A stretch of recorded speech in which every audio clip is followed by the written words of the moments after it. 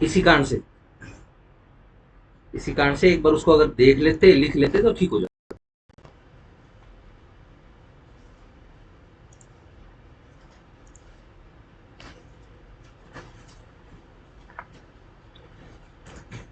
Thank you.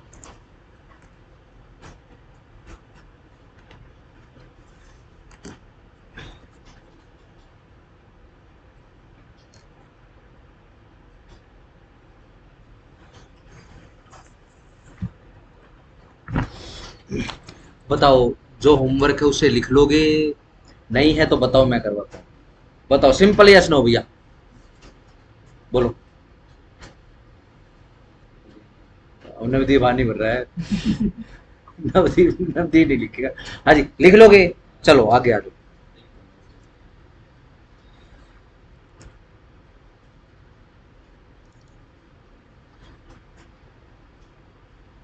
Sir आपने जब ये सेक्शन 99 कराया था ना एक बार, हाँ तो हाँ इसमें ये बताया, कुछ ये वर्ड बताया, रिमांड, रिमांड क्या क्या आपने बैक रिक्वायर, हाँ। तो इसमें क्या मतलब है रिमांड बैक? जो फाइल है जो मंगवाई उसको वापस भेज देंगे कि इस पे कीजिए, इशू डिसाइड कर देंगे, इशू बोलेंगे इस पे करो डिसाइड जरा पॉइंट पे। इसको बोलते हैं रिमांड करना। रिमांड का मतलब होता है बुलावा, बुलाना किसी चीज को। ठीक है जी। अरे सारा, सारा ही सर्च करना पड़ेगा।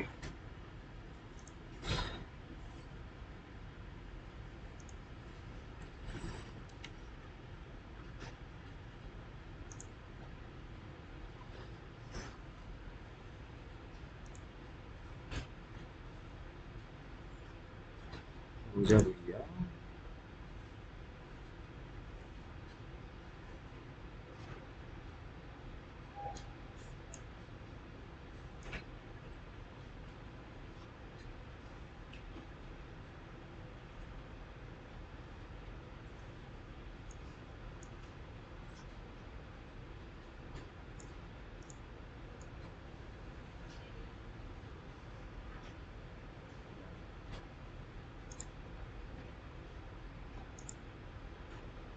जी क्या होता है पता है किसी को, ये जो काला काला आता है नवदीप, क्या होता है ये जो काला काला आया था अभी स्क्रीन से?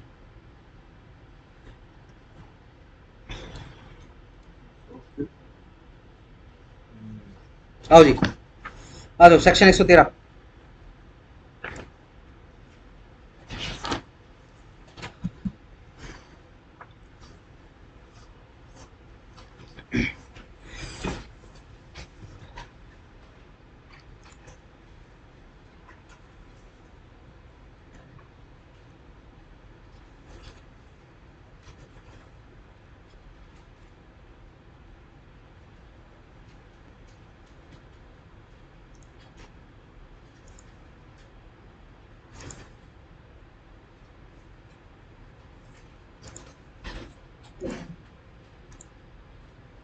चलो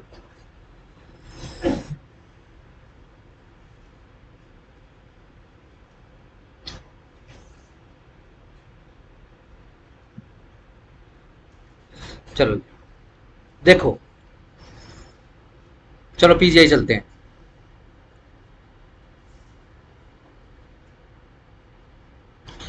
देखो जी, ये पेशेंट है, पी फॉर पेशेंट। सही है, चलो। देखा होगा ना, ऐसे बेड रहता है और बेड के साइड में एक ऐसे वो टेबल बेंच टाइप होती है जिसके ऊपर फाइलें पड़ी रहती हैं। ठीक है ना, रैक्स बने होते हैं इसकी जो दवाइयाँ चल रही हैं। इधर ही फिर वो ऐसे वो टुन्नू होता है, वो ऐसे करके वो दवाई लटका देते हैं और वो लगा देते हैं उसको।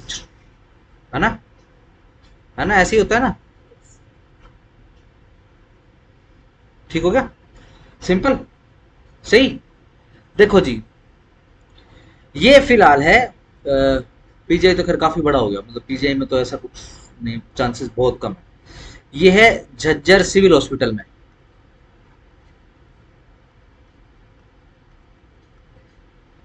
ठीक है, इतना हाईटेक नहीं है।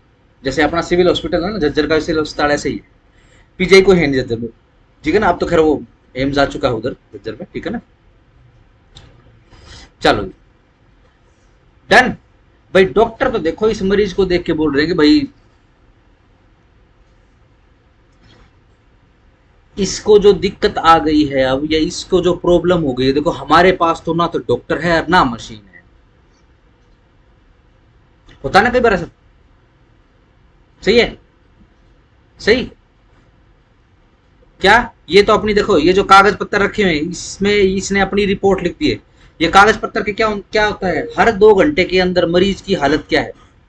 बार बार डॉक्टर आता है, ठीक है जी, देखा होगा ना वो कागज के ऊपर सीधा जाता है, वो क्या है, टाइम लिखेगा, वो देख के अपने साइन करेगा। ठीक है जी, भाई मेरी ड्यूटी थी इतने बजे से इतने बजे तक, भाई इसकी हालत कैसी, स्टेबल है, डेवलपमेंट है, या इसकी हालत खराब हो गई है। हालत खराब हो गई तो मैंने और कौन सी डोज लिखी है, या अगर हालत बेटर है तो कौन सी डोज कम करी है। ठीक है ना, सारा का सारा रिकॉर्ड करता है। डन। सही। अब क्या है, वो साथ साथ में रिकॉर्ड भी कर रहा है, क्या रिपोर्ट बना रहा है क्या। देखो जी, मैं जब आया हूं 2:30 बजे, ठीक है जी, ठीक है जी, तो इसकी हालत जो है वो खराब है, और इसके जो सिम्टम्स जो आ रहे हैं वो उस इशू की तरफ इशारा कर रहे हैं, ठीक है जी, जिसकी हमारे पास दवाई ही नहीं है। सही रहेगा। डन। तो क्या बोलेगा, बताओ क्या करना चाहिए। पेशेंट तो देखो, पेशेंट है ये तो हम सोच नहीं सकते कि पेशेंट के साथ मम्मी पापा हूँ हमेशा। ठीक है ना, मतलब क्या है कि भैया यहां इसका इलाज नहीं है, इसको ले जाओ यहां से।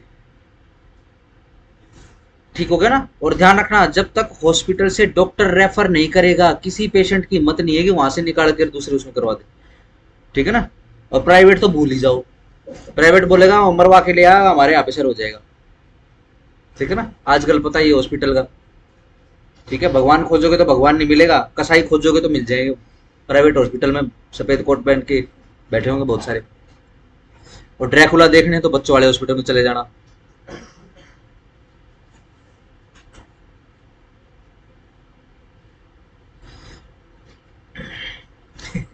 बच्चे खाने वाले डॉक्टर। हाँ जी, ठीक है, क्या करेगा, रेफर कर देगा।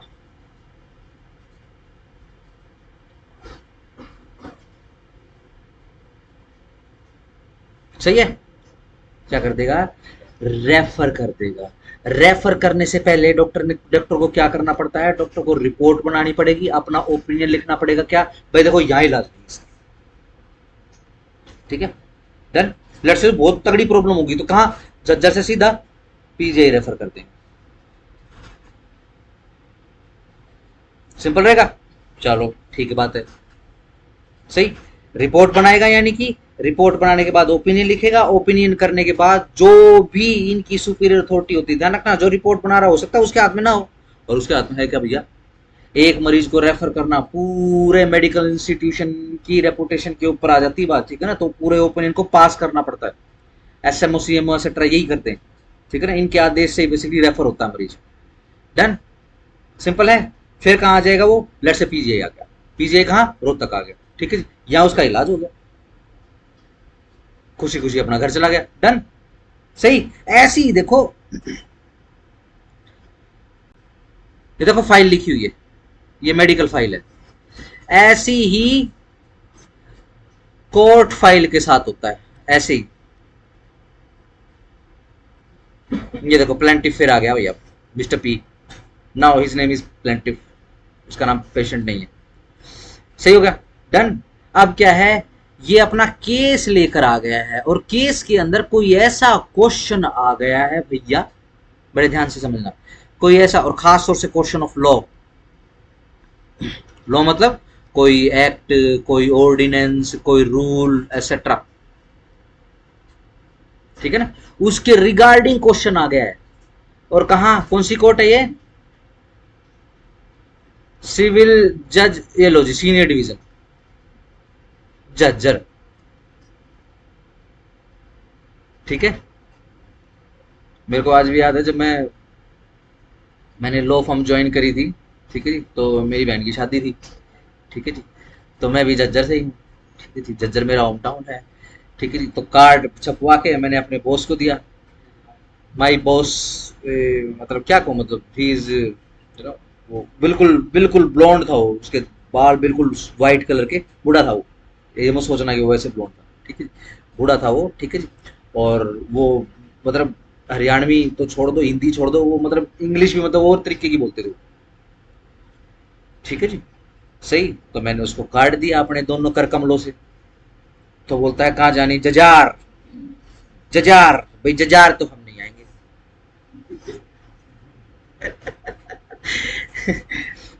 बोले भाई ये जगह कौन सी?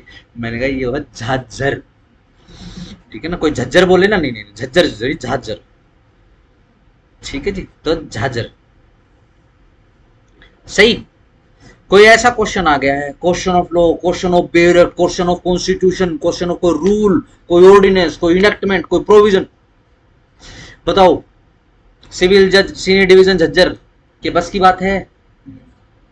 चलो मैं डीजे झज्जर कर देता हूं, क्या डीजे झज्जर के बस की बात है? सही, बिल्कुल सही बात है। कहां भेजें? रोहतक?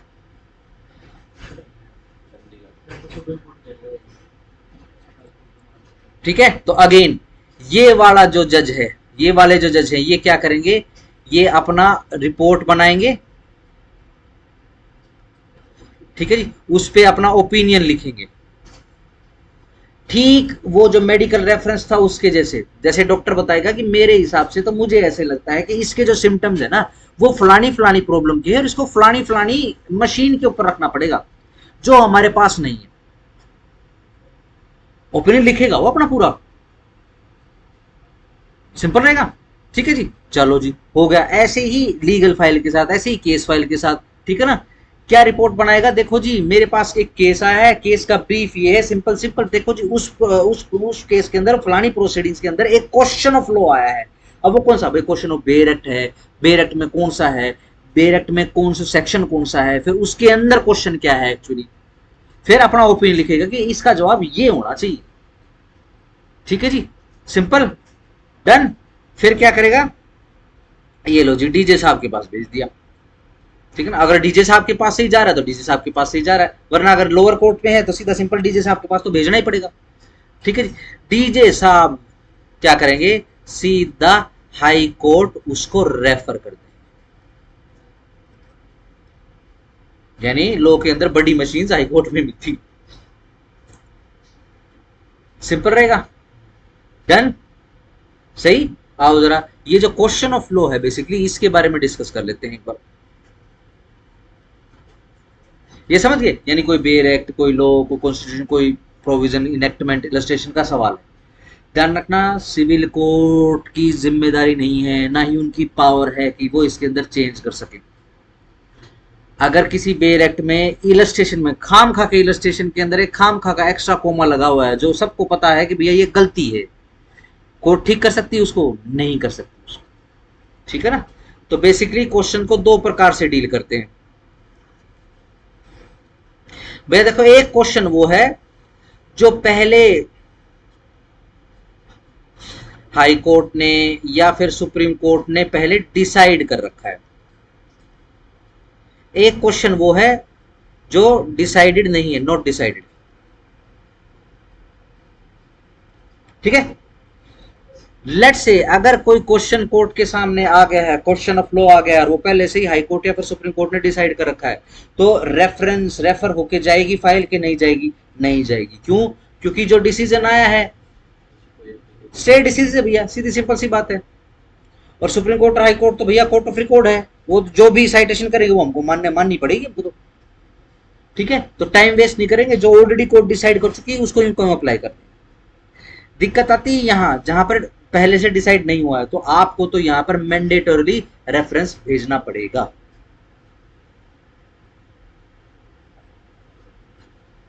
डन। सिंपल है, बहुत इजी हो जाएगा। फटाफट फटाफट से इसका सेक्शन पढ़ते हैं, एक ही सेक्शन है और एक ही ऑर्डर है इसका, फटाफट से करते हैं, ठीक है जी। और इस पे डिक्टेशन करते हैं, ऐसे ही फिर रिव्यू, ऐसे ही रिवीजन। हाँ अगर करने का रहेगा तो कर देगी बिल्कुल, ना कॉन्स्टिट्यूशन का नहीं करेगी। लॉ इसलिए कह रहा हूं क्योंकि कुछ स्टेट लॉज भी होते हैं, ठीक है ना, तो इनके पास पावर होती है, ठीक है ना। अगर हाई कोर्ट चाहे, लेट्स से आपसे पूछ रहा हूँ, अगर हाई कोर्ट चाहे क्या बीएनएस के अंदर अमेंडमेंट कर सकती है?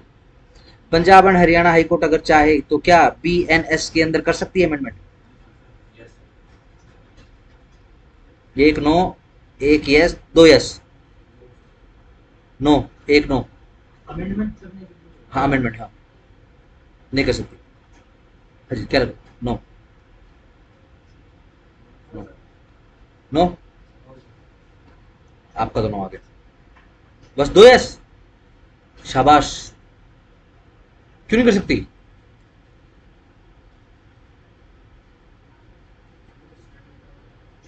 Schedule 7 list second, state list पहली दूसरी तीसरी यही है।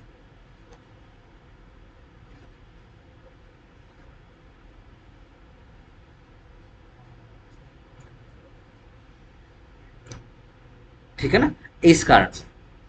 हाँ अगर कॉन्स्टिट्यूशन में चेंज है तो देखो वो तो क्वेश्चन ही नहीं बनेगा, कॉन्स्टिट्यूशन के केस यहाँ थोड़ी ना आएंगे डिस्ट्रिक्ट लेवल पे। तो लोगों को तो अमेंड कर गवर्नमेंट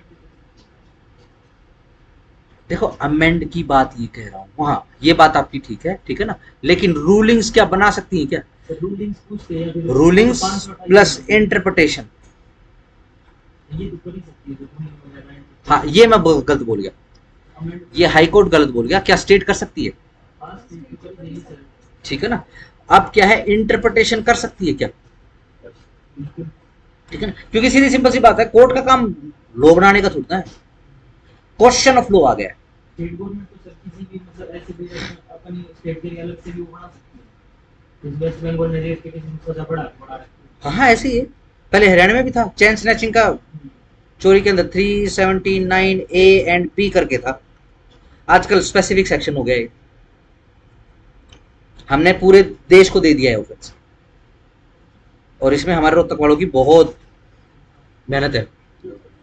ठीक है, बेसिकली क्या है, अगेन मैं दोबारा से बोल देता हूं, क्वेश्चन ऑफ लॉ की बात हो रही है। ठीक है जी। अब अगेन क्या high court question of law decide कर सकता है? क्या रेफरेंस ले सकता है? हाँ ले सकता है। ठीक है जी, जिसका रेफरेंस हमने शेड्यूल 7 से निकाला। ठीक हो गया, चलो आओ जरा फटाफट 113।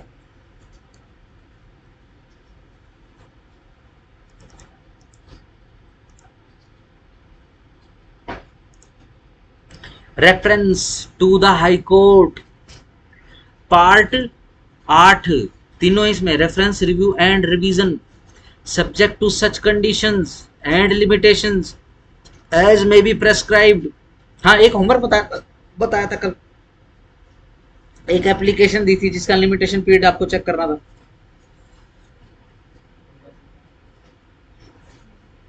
याद है किसी को? क्या है? इसमें स्पेसिफिक मेंशन किया है, इफ अदरवाइज में दे सकता है क्या? 137 में हाँ क्या एक साथ वो तो फिर अदरवाइज एप्लीकेशन आ गई एप्लीकेशन में?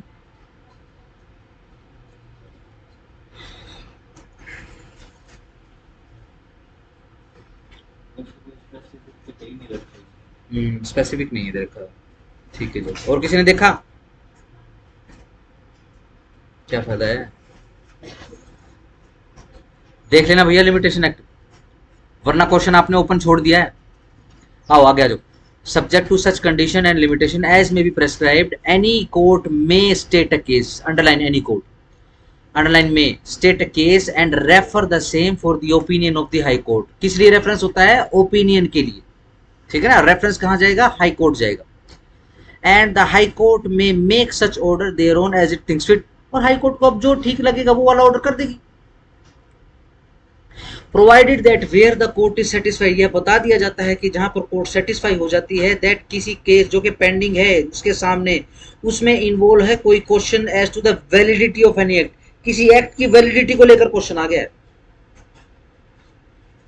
किसी ऑर्डिनेंस की वैलिडिटी को लेकर, रेगुलेशन की, और of any provision content in any act, किसी भी एक्ट के किसी भी प्रोविजन की वैलिडिटी को लेकर सवाल आ गया है, उस ऑर्डिनेंस के अंदर कोई लॉ है और रेगुलेशन में, ठीक है जी, जिसकी डिटर्मिनेशन बहुत ही ज्यादा जरूरी है उस केस को डिस्पोज ऑफ करने के लिए, और ओपिनियन यह है कि ये जो एक्ट ऑर्डिनेंस रेगुलेशन प्रोविजन जो इनवैलिड और इनऑपरेटिव है, ठीक है जी, but has not been so declared, परंतु ऐसा पहले डिक्लेयर नहीं हुआ है।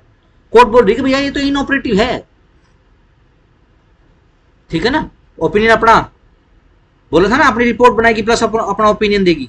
ओपिनियन क्या है इस कोर्ट का, लोअर कोर्ट का, कि भैया तो इनऑपरेटिव है। और समस्या क्या है, but has not been so declared by the high court, high court ने इसको पहले डिक्लेयर नहीं किया है कि भैया इनवैलिड है, ठीक है जी।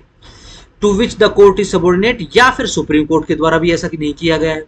The court shall underline shall state a case, अब केस को स्टेट आउट कर देगी, ठीक है जी, इट्स ओपिनियन को स्टेट आउट कर देगी, एंड द रीजंस देयरफॉर, और किस रीजन के बिहाफ पर कोर्ट का ओपिनियन ये है कि भैया ये तो इनवैलिड है, ठीक है जी, उसको स्टेट आउट कर देगी। And refer the same for the opinion of the high court, और इसको रेफर कर देगी किसके लिए, ओपिनियन के लिए, कहा, हाई कोर्ट में, ठीक है जी, सिंपल, सही। Explanation in this section, regulation means any regulation of Bengal, छोड़ दो ये, ठीक है जी। सर वो क्वेश्चन ऑफ लॉ डिसाइड होने के बाद फिर सर वापस उसी कोर्ट में आएगा या फिर कोई भी जो भी हाई कोर्ट ऑर्डर करेगी वो, सर कोई लोअर कोर्ट तो कोई वो है, डिसीजन है, डिक्री है, ऑर्डर कुछ भी है, मतलब डिस्ट्रिक्ट कोर्ट का मान लिया कि कोई ट्रिब्यूनल है, अब वो हाई कोर्ट की वजह से डायरेक्ट सुप्रीम कोर्ट में जा सकता डिक्री ऑर्डर को क्या कर रहे हैं, है। डिक्री ऑर्डर है लोअर कोर्ट्स का या किसी भी ट्रिब्यूनल वगैरह का, ठीक है, हाई कोर्ट की वजह डायरेक्ट सुप्रीम कोर्ट में एंटरटेन हो सकती है। हाँ जा सकता है, इनका ऑर्डर वगैरह हो ये बिल्कुल बिल्कुल जा सकता है।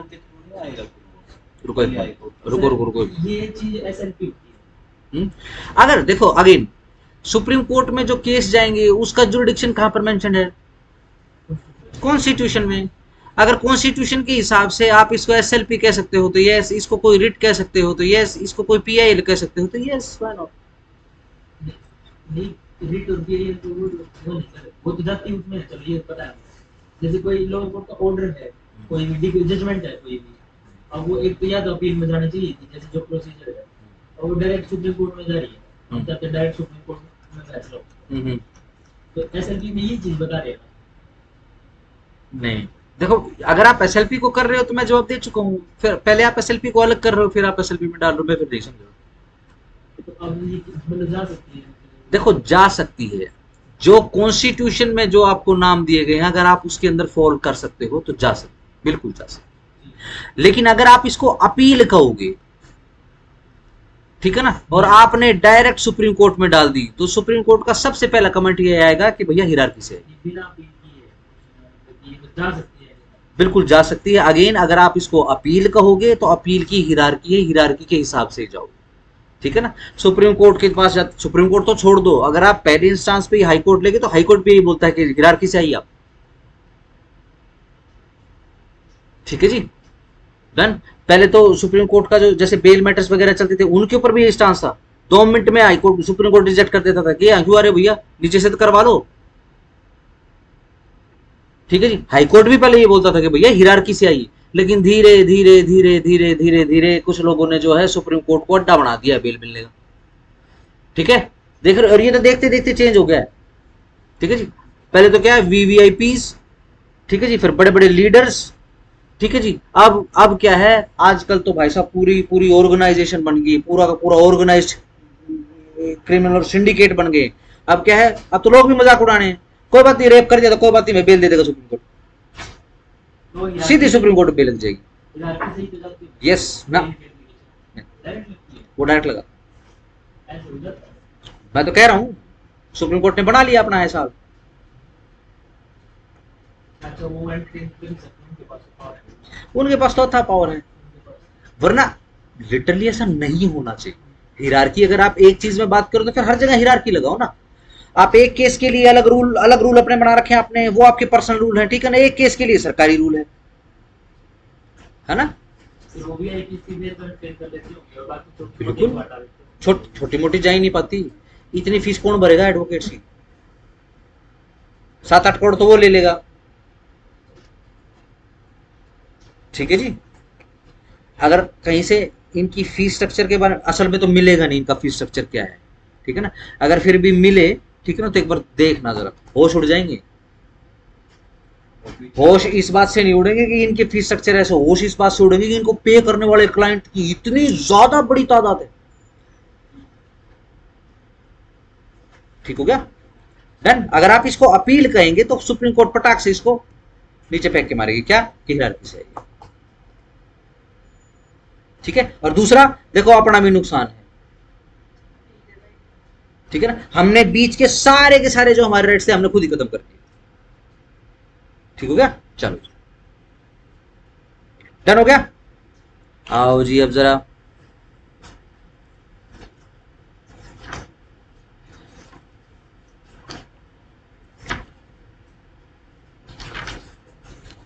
ऑर्डर 46 खोलो जी।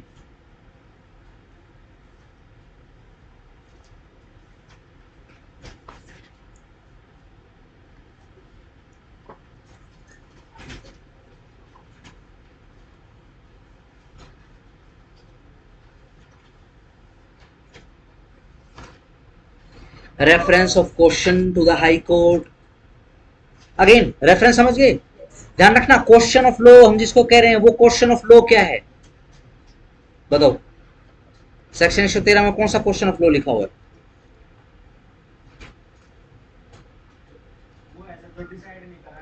Question of validity,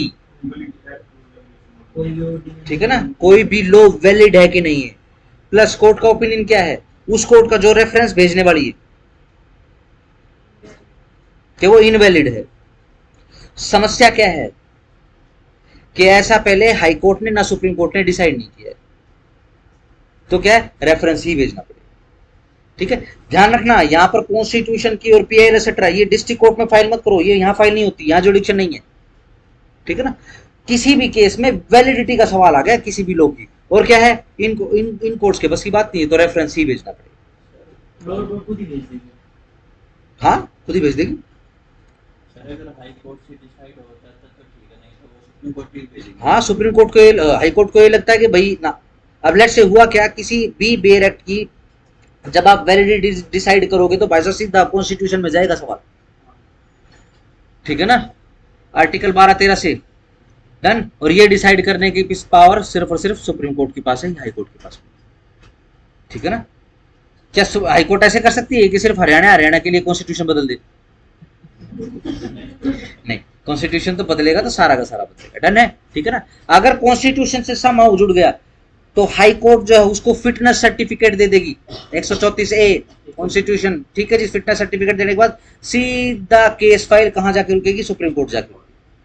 supreme court देखेगा भाई हाई कोर्ट ने फिटनेस सर्टिफिकेट दे रखा, हाँ जी बताओ जी क्या मैटर जी, ये ऐसे ऐसे मैटर था जी, रेफरेंस आया था उसके अंदर फलाना बेरेक्ट है जी, फलाने बेरेक्ट के अंदर फलाना प्रोविजन है, और वो तो डायरेक्टली हिट कर रहा है जिससे जी इनवैलिड का ओपिनियन जो उन्होंने डिस्ट्रिक्ट कोर्ट ने दिया है जी। उसके बाद हाई कोर्ट ने देखा क्योंकि ये कॉन्स्टिट्यूशन के साथ आर्टिकल 13 के साथ स्ट्रक आउट हो रहा है, ठीक है जी, तो अब क्या है, वो तो पावर जनाब के पास ही, इसलिए केस आपके पास आया। अच्छा जी, बिल्कुल सही बात है जी। वैसे कौन से फंडामेंटल राइट से स्ट्रक हो रहा है? जी सभी से हो रहा है, 14 से भी हो रहा है, 19 से भी हो रहा है, 21 से भी हो रहा है। अच्छा, ओ माय गॉड, दोनों ट्रायंगल से हो रहा है, चलो बड़ा अच्छा केस है, मोशन इशू कर दो।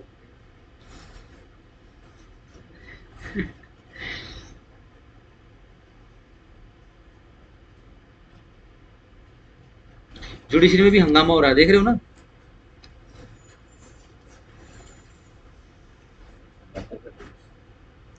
अब वकीलों के बीच में भी हो गया है भाई साहब। ऐसा ऐसा देश है, बिना मतलब बिना ना नुकसान हुए मानते नहीं इस देश के लोग ना।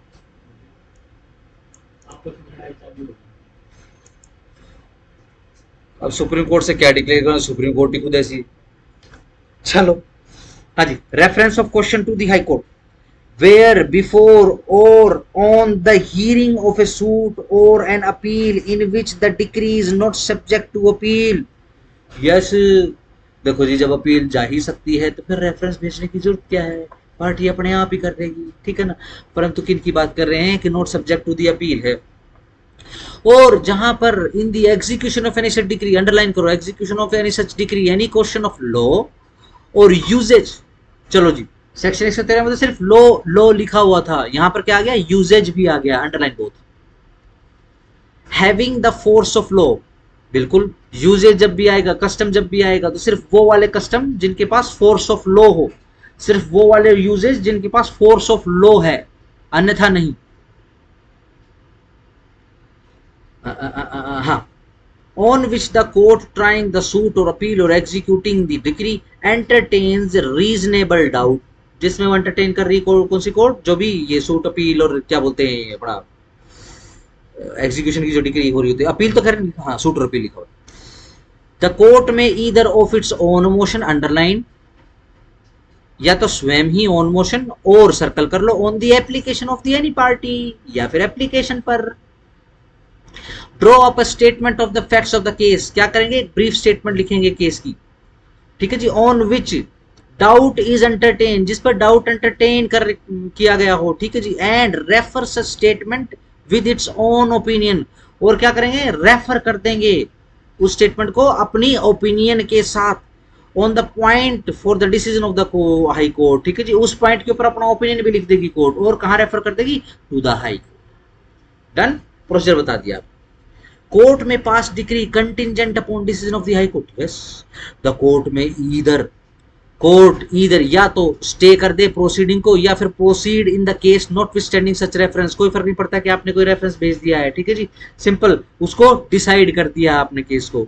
Who you are the local court, lower court, ठीक है ना। चलो, and may pass a degree, या फिर पास कर दे डिग्री को, और मेक एन ऑर्डर, या फिर कोई ऑर्डर कर दे जो कि contingent upon the decision of the high court on the point referred, जो कि कंटिंजेंट हो, ठीक है जी। जिस पॉइंट के ऊपर आपने ही रेफरेंस भेजा हाई कोर्ट को, उस पॉइंट के ऊपर कंटिंजेंट भी हो, ठीक है जी। क्या बोल रहे हैं, सिंपल ये बोल रहे हैं, ये लो जी, मिस्टर यू ने केस रेफर कर दिया, कहा हाई कोर्ट, मिस्टर यू की कोर्ट है, ठीक हो गया। अब यू के ऊपर, तुम्हारे ऊपर क्या, या तो तुम स्टे कर दो भाई प्रोसीडिंग को, या फिर नॉटविथस्टैंडिंग एनीथिंग, कोई फर्क नहीं पड़ता है कि आपने रेफरेंस भेज दिया, केस अगर डिसाइड हो रहा है, डिग्री यदि आ रही तो डिग्री कर दो, क्या टेंशन, उस पॉइंट को मत रेफर करो अपनी डिग्री में, अपनी जजमेंट में।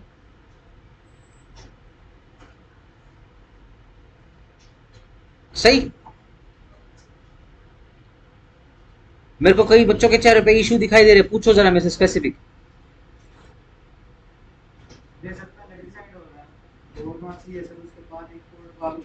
नहीं, सिंपल है, देखो क्वेश्चन ऑफ वैलिडिटी है किसकी, किसी एक्ट की, किसी प्रोविजन की, किसी रेगुलेशन की, किसी ऑर्डिनेंस, ठीक है जी।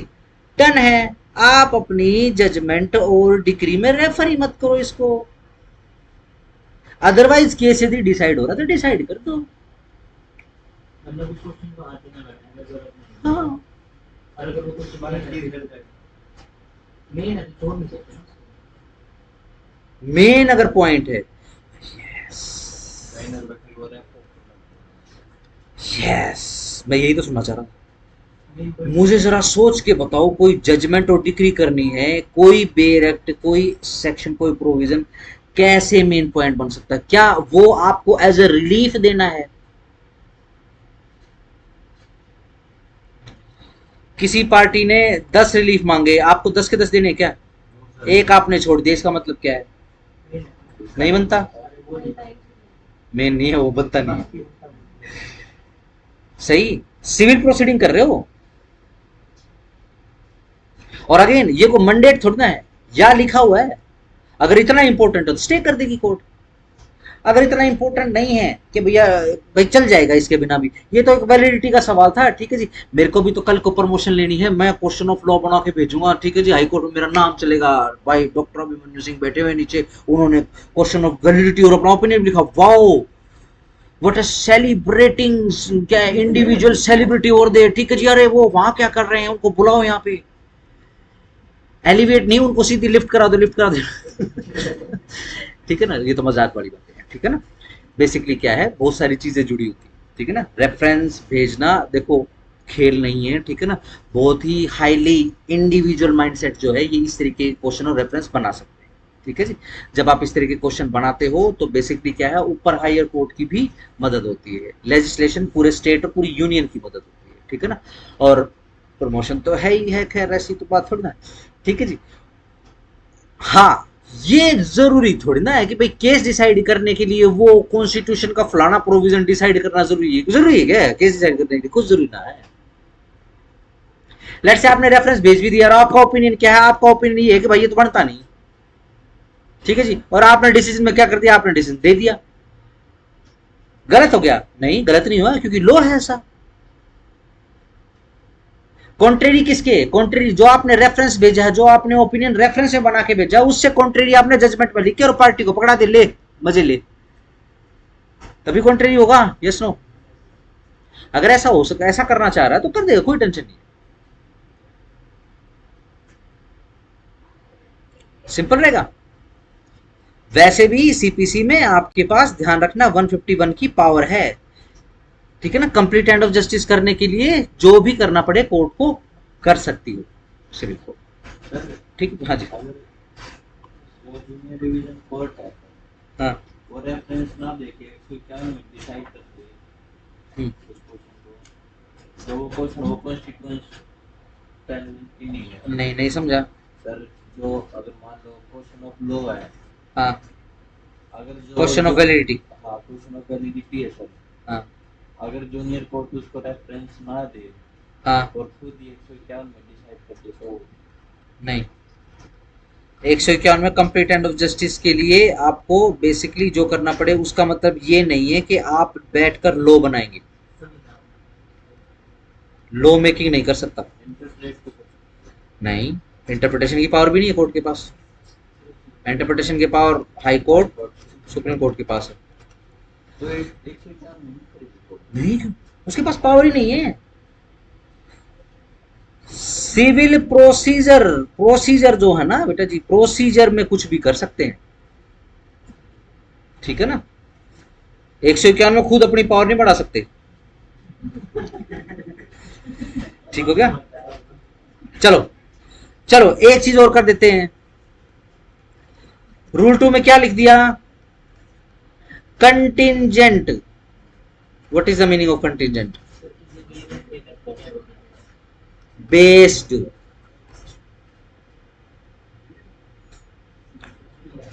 जो भी रेफरेंस पे बेस्ड होगा उसके हिसाब से डिसीजन करते हैं, इस बात का कोई फर्क नहीं पड़ता कि आपने रेफरेंस भेज दिया है,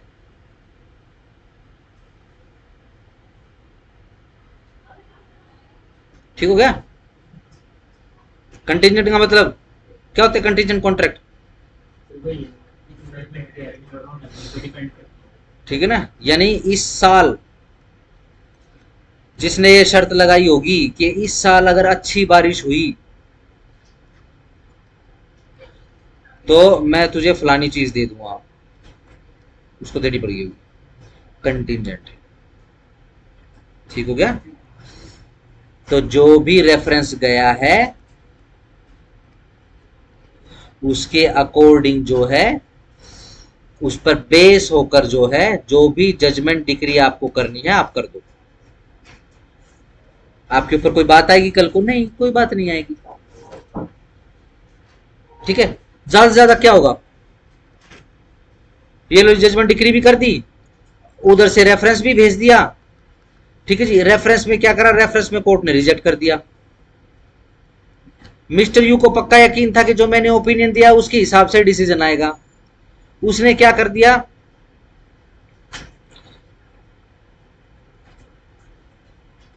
प्लेंटिफ के नाम पे कर दिया केस, ठीक है जी। लेकिन जब रेफरेंस का रिजल्ट आता है, रेफरेंस में क्या कर दिया, रेफरेंस को रिजेक्ट कर दिया कोर्ट ने कि जैसा है वैसा ठीक है, चल अब उसके हिसाब से भाई साहब डिफेंडेंट बनेगा केस का, क्या बोलते हैं, डिक्री होल्डर। अब क्या करेंगे,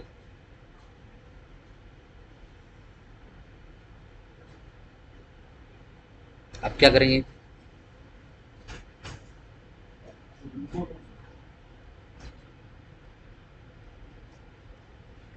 रेस्टिट्यूट करेंगे।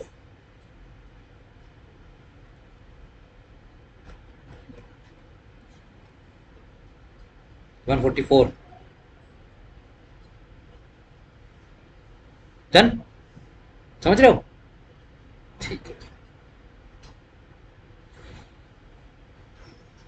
आओ जी आगे आ जाओ।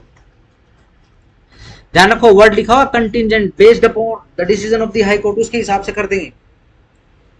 But no decree order shall be executed in any case in which such reference is made until the receipt of a copy of the judgment of the high court upon the reference. Yes, judgment decree करनी है तो कर दो, लेकिन execution नहीं करेंगे भैया। कब तक? जब तक हाई कोर्ट का decision on the point of the reference ना आ जाए।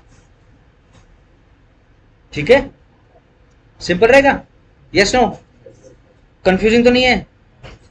ठीक है जी, यानी कोर्ट की इच्छा है भैया, अगर उसको सूट स्टे करना है तो स्टे कर दे, कोर्ट को चलाना है, जजमेंट और डिक्री करनी है, जजमेंट डिक्री कर सकती है, बट ध्यान रखना एग्जीक्यूशन नहीं होगा। क्यों? क्योंकि रेफरेंस गया हुआ है।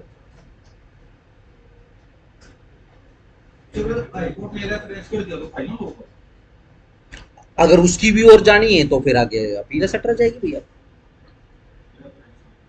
रेफरेंस का देखो, रेफरेंस की अपील नहीं जाएगी, लेकिन हाँ ये जो हाई कोर्ट के जो रूल्स होते हैं ना अपील के, जैसे कि मान लो ये सिंगल बेंच था, उसके ऊपर ऑब्जेक्शन आ गया कि भाई ये रेफरेंस का आपने डिसीजन ठीक नहीं निकाला, तो हायर बेंच पे चला जाएगा। ठीक है ना, हायर पे चला जाएगा या चीफ जस्टिस ऑफ स्टेट के पास चला जाएगा। ठीक है जी, चलो जी वहां से बात नहीं बन रही, अब चीफ जस्टिस ऑफ स्टेट से पूछ लिया कि जी आप इसको ऐसा करो जी, यहाँ तो डिसाइड नहीं हो रहा, आप इसको फिटनेस सर्टिफिकेट इशू कर दो, हम तो सुप्रीम कोर्ट जा रहे हैं। तो सुप्रीम कोर्ट में अपील कम से कम 2 बेंच वाली जाती है। हाँ वो तो अकॉर्डिंगली जो सुप्रीम कोर्ट की रूलिंग्स हैं, जो रूल्स वगैरह हैं, उनका जो भी एडमिनिस्ट्रेशन उसके हिसाब से रहेगा। बिल्कुल ठीक है ना, सिंपल सही। चलो हाँ, बस ये ध्यान रखना हम सुप्रीम कोर्ट के ऊपर कोई डायरेक्ट अप्लाई ना करें। ठीक है ना, और इवन जो पर्टिकुलरली हाई कोर्ट की जो प्रोसीडिंग भाई इस बेंच के बाद किसी दूसरे बेंच पे, अपर बेंच पे, हायर बेंच पे, उसके ऊपर अप्लाई। ठीक हो गया, क्योंकि सीपीसी का हमने अपील पढ़ लिया, कहीं पे पढ़ा हमने डबल बेंच, हायर बेंच। हाँ लार्ज बेंच की जरूर बात थी, ओड इवन वाली, है ना, वो तो बात थी। कौन सा सेक्शन था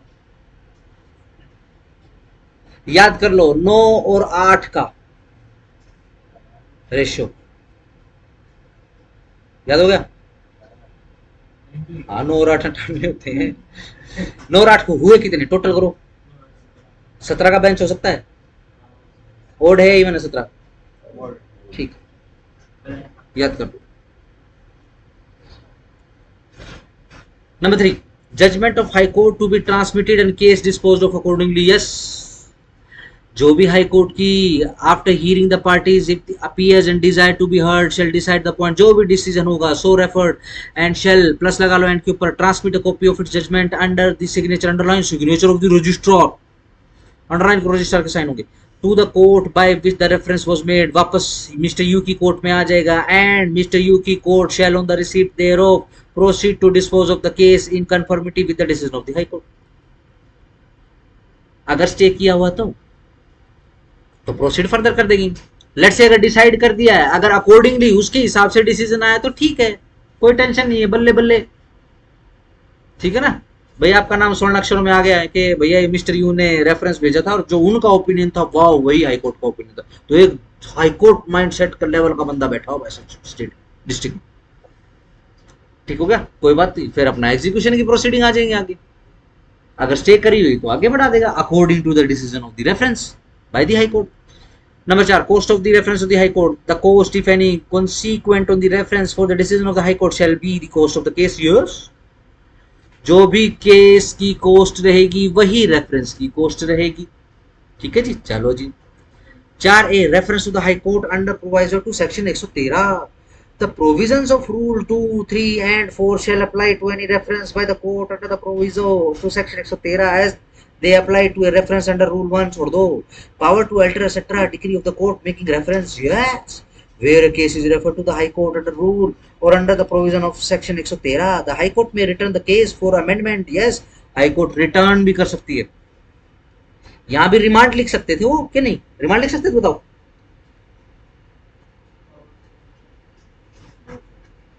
बिल्कुल सही बात है, बिल्कुल नहीं लिख सकते। क्यों?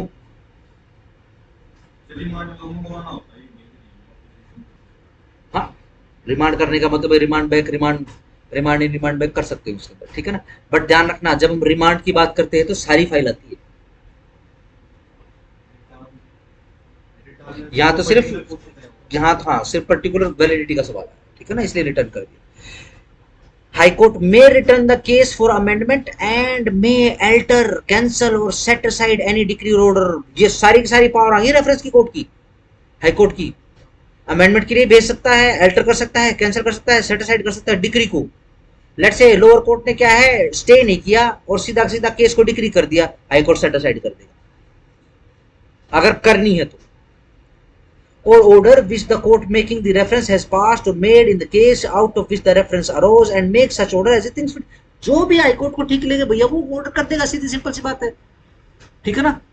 5 देखो 46 रेफरेंस 4 को 6 के पास रेफर कर रहे हैं, ठीक है ना, सही। तो क्या पावर लगेगी, 5 की पावर लगेगी। ध्यान रखना 5 में पावर है हाई कोर्ट।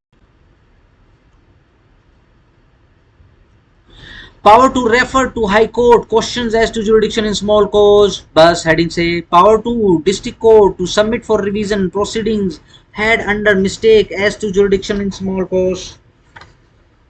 चलो कर लो ये पीटी के पॉइंट दोनों दोनों। छठा पढ़ रहा हूँ। Where at any time before judgment a court in which a suit has been instituted, ठीक है जी। चलो जी हो गया है।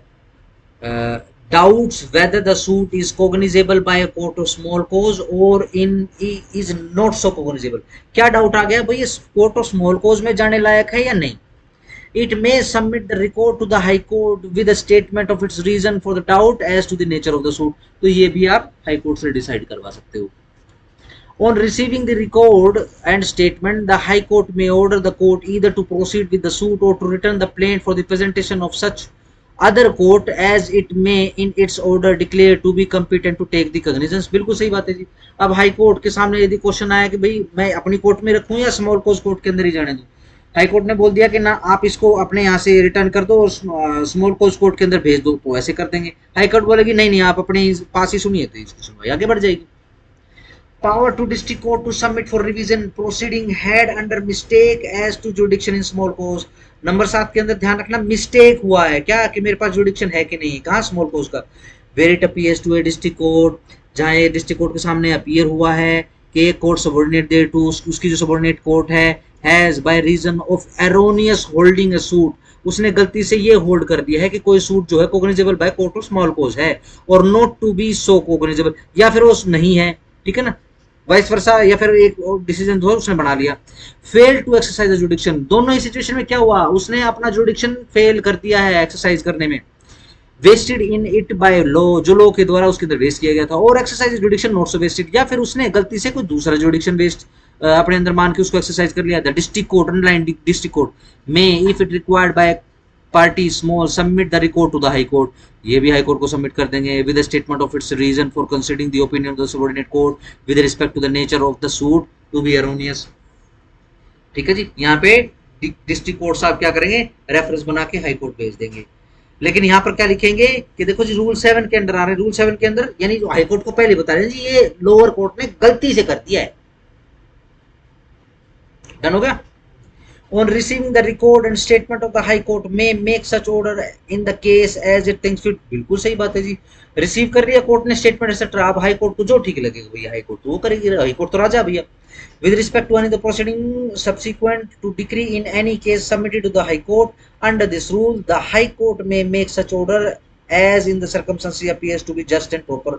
जो भी जस्ट एंड प्रॉपर लगेगा भैया उसके हिसाब से डिस्ट्रिक्ट कर देंगे। ठीक है जी। A court subordinate to a district court shall comply with any requisition with the district court may make for any record or information for the purpose of the rule। ठीक है जी। अब सीधी सिंपल सी बात है, देखो यहाँ पर रेफरेंस कौन सी court ने भेजा है,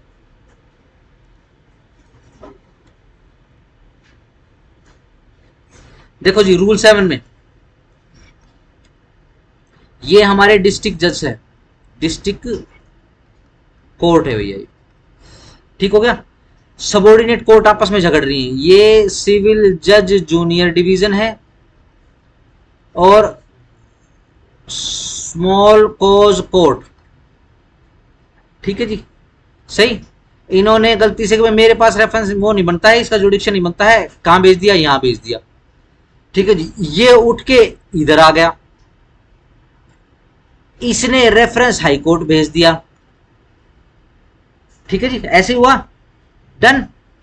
अब केस फिलहाल इसके पास पड़ा है, बताओ क्या करे, ये क्या करे, स्मॉल कोर्ट के पास पड़ा है, क्या करे, स्टे लगा दे या फिर सूट को आगे बढ़ा दे, या फिर तीसरा ऑप्शन डिस्ट्रिक्ट जज बताएंगे क्या करना। यस, डिस्ट्रिक्ट कोर्ट साहब बताएंगे क्या करना है। ठीक है ना, जैसे ठीक लगेगा भाई, रुक जा तू, इस केस को फिलहाल रोक।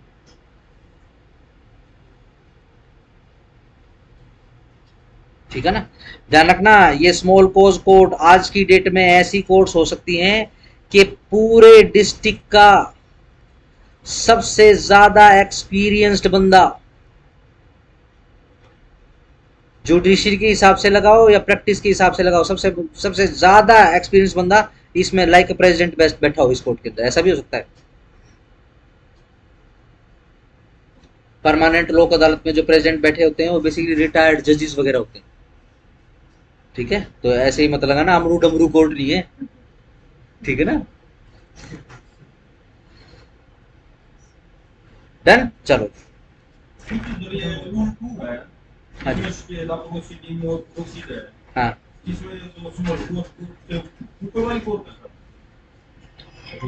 बिल्कुल जी, ध्यान रखना इसके अंदर बेसिकली क्या है, इसके अंदर जो जुरिस्डिक्शन का सवाल आया, ठीक है ना, ऊपर जो रेफरेंस था उसके अंदर क्वेश्चन ऑफ वैलिडिटी था।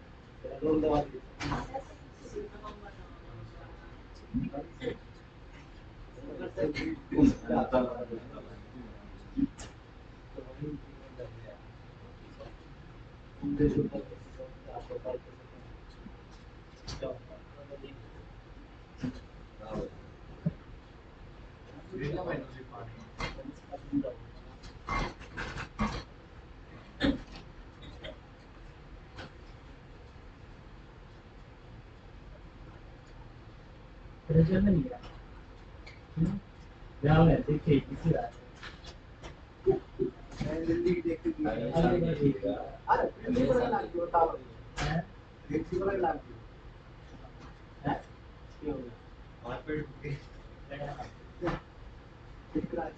से के पेपर भी होंगे क्या थी ये दूसरा मास्टर लेना होगा तो बताओ कौन बात सारे जो आएंगे खाली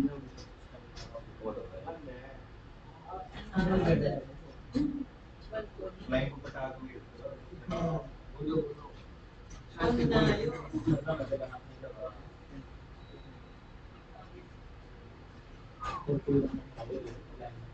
हमारा क्या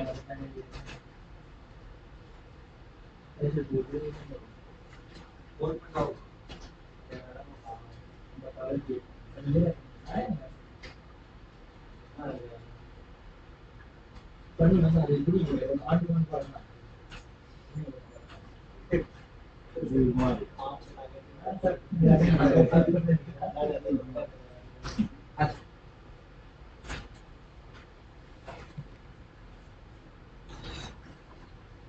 हाँ क्या, हाँ विकास, क्या कुछ कह रहे थे आप? बस ये कह रहा है जो रूल 2 है इसके बापू से प्रोसीड है हाँ इसमें जो स्मॉल कोर्ट से ऊपर वाली कोर्ट का ही देखो, रूल 2 के अंदर जो रेफरेंस की बात हो रही है उसके अंदर वैलिडिटी का सवाल जा रहा है। ठीक है ना, और ये जो अपना रूल कौन कौन से हैं, 6 और 7 है, इसके अंदर देखना, इसके अंदर एरर ऑफ जुरिस्डिक्शन का है। ठीक है ना।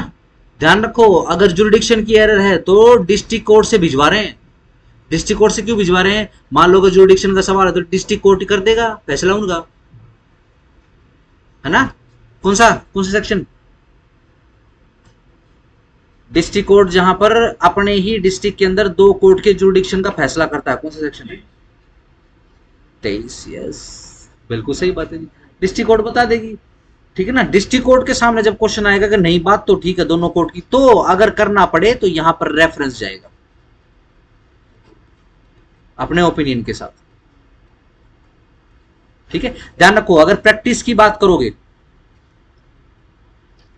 ध्यान रखना, ये लो सिविल जज जूनियर डिवीजन रोहतक, इसने कोई रेफरेंस भेजना है, क्या लगता है डायरेक्ट भेज देगी?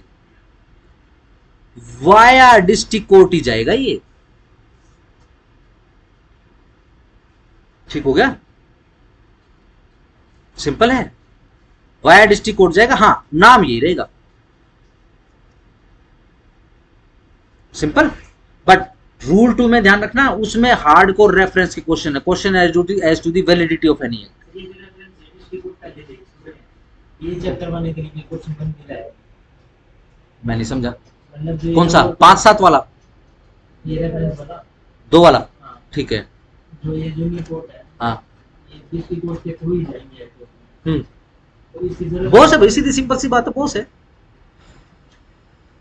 जब भी करा ये नहीं सकता, डिस्ट्रिक्ट कोर्ट नहीं कर सकता डिसाइड ना, डिसाइड नहीं करेगा।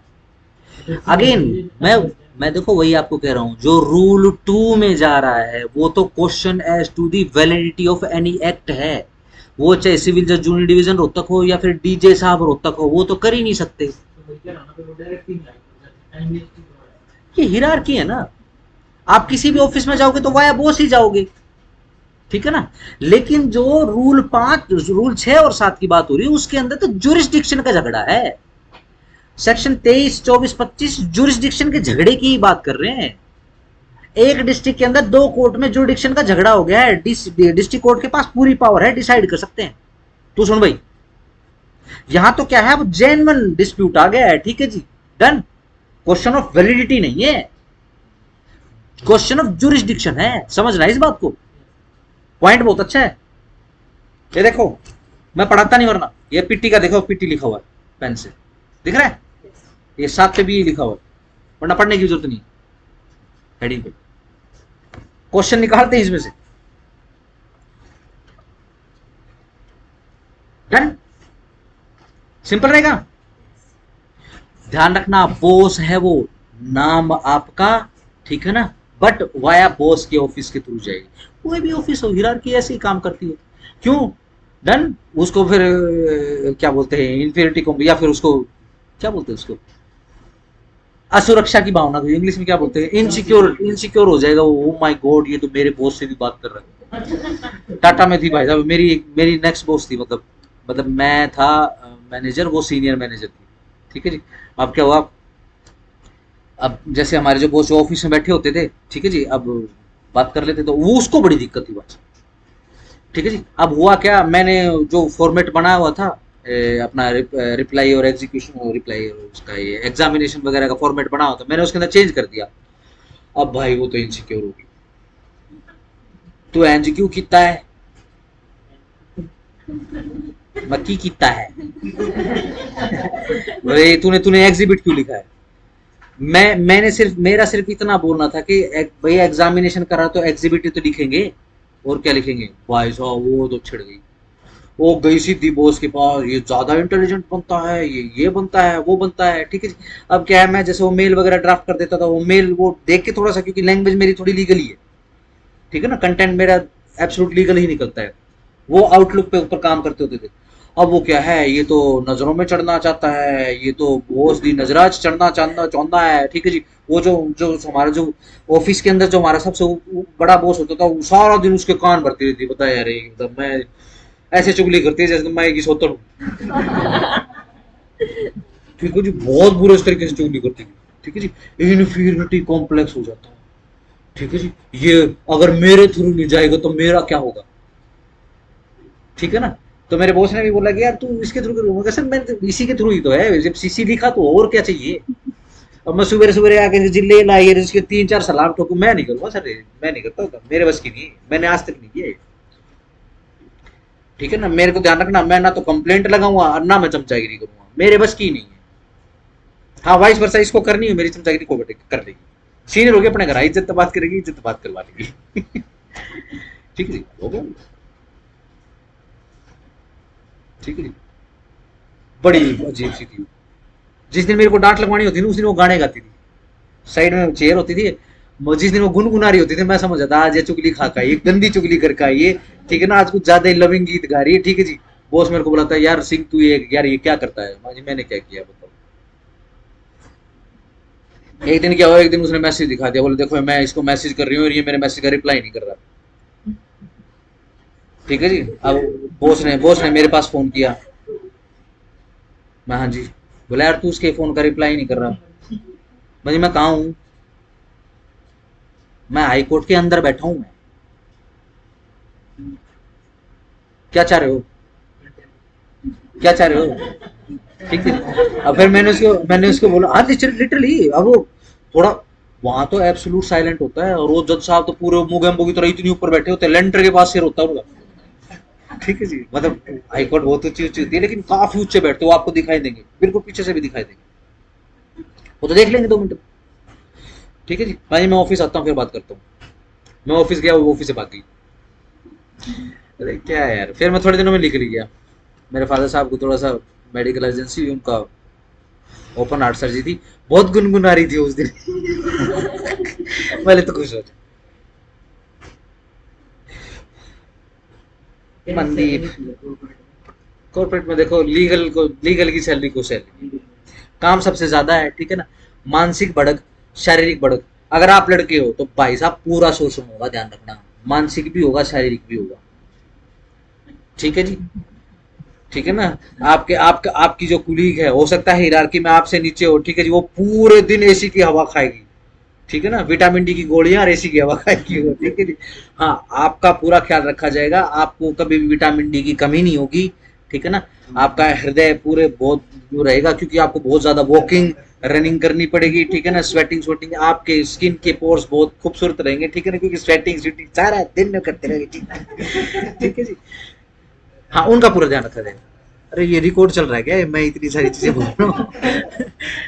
हाँ जी, हाँ क्या कर रहा था मैं, हाँ ये वाया बॉस ही जाता है, डायरेक्ट नहीं जाएगा। ठीक है, वो लैसिंग यार, ये तो ये बोल रही है कि मैं अपने घर का पर्सनल काम कर रहा हूँ क्या, बताओ क्या करें, मतलब जानबूझ के, मतलब क्या क्या करें, आई शुड बी डफर, ताकि दीदी खुश हो जाए। भाई साहब ऐसी थी, उसने मेरे बॉस ने बोल दिया कि ये तेरे को वो सिखा देगी, मतलब टाटा के अंदर क्या है, क्योंकि बहुत एथिकल कंपनी है, तो तकरीबन तकरीबन 50-60 तरीके की रिपोर्टिंग जो होती थी वो हर 3 महीने में जाती थी, महीने के अंदर 30-40। ठीक है जी, और 2 महीने के बाद एक ग्रुप बना के फिर एक, ठीक है जी, फिर 10 एक, जो मतलब 50-60 रिपोर्ट 3 महीने के अंदर अंदर जाती थी, हर तीसरे महीने हर डिपार्टमेंट का ऑडिट हो जाता था। अब रिपोर्टिंग ज्यादा थी, मैं ऐसी कंपनी से गया था जहां बिल्कुल रिपोर्टिंग नहीं होती थी, रिलायंस जियो से। ठीक है ना, वो बॉस अपने आप कर लेते थे, वैसे भी उस समय भी ऑपरेशन फेज में थी वो, टावर टूवर वगैरह लग रहे थे जब, तो मैं ऐसी कंपनी से ऐसी कंपनी में चला गया जहां पर रिपोर्टिंग रिपोर्टिंग बहुत, भाई साहब बॉस ने उसको 15-20 बार कहा, उसने मेरे को सिखाई नहीं रिपोर्टिंग बनाना, उसको ये था हाय साडा की होगा, हाय की होगा, भाई साहब। मैं फिर थोड़े दिन में मैं यार पता नहीं यार क्यों इतना इतनी इतनी ऑब्सेस्ड क्यों है, कोई बात नहीं, पूरा ऑफिस ले ले भाई तो। चलो डन हो गया, आओ जरा लिखे जरा इस पे, एक बार देखो जरा कितना हुआ।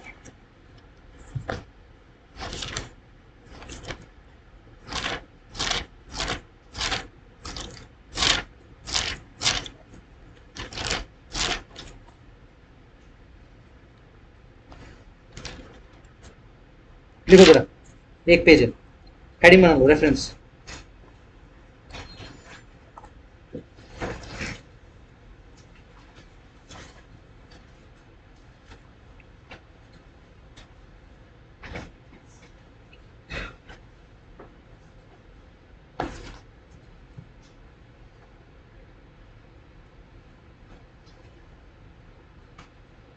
बना ली हेडिंग सेक्शन को रेफरेंस रेफरेंस सेक्शन कौन सा है 113 रीड विद ऑर्डर 46 बनाओ हेडिंग में लिखो ध्यान रखो उस पोर्शन में जितनी डिटेल लिख सकते हो अपना लिख लो क्योंकि ठीक है ना तुम्हारे हाथ पैर रंगे हुए हैं मुझे दिखाई देते है ना रंगा सी यार नहीं रंगी लोमड़ी हो तू हाँ जी लिखो reference review and revision are considered as the specific remedies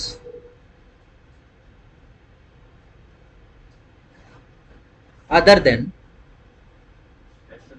specific remedies other than the appeal which are available to an aggrieved party in a civil suit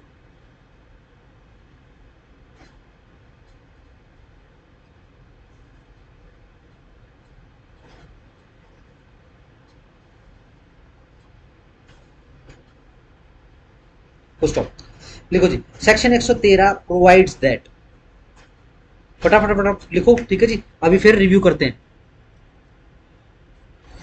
हो जाएगा 10 मिनट में हो जाएगा 11 बजे हाँ जी वेयर द कोर्ट इज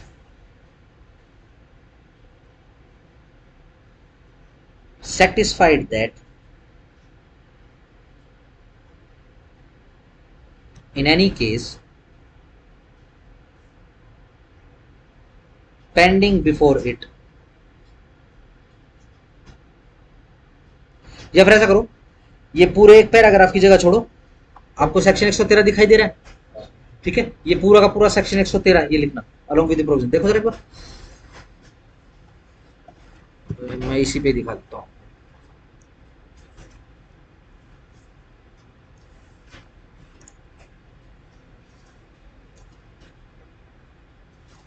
थोड़ा speedly निपटा लेते हैं ठीक है जी देखो यहां से चल रहे हैं court is satisfied that a case pending before it मिल गया ठीक है ये पूरा पैराग्राफ लिखोगे जगह छोड़ दो इतनी नेक्स्ट पैरा कर लो डन है चलो नेक्स्ट पैरा लिखो जरा ना एक्सप्लेनेशन नहीं इतनी जगह छोड़ के सीधा एक पैराग्राफ बना लो लिखो the court can make a reference suo moto and upon the application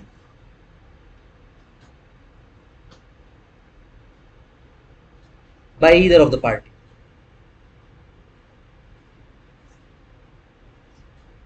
full stop the fact of the case must be stated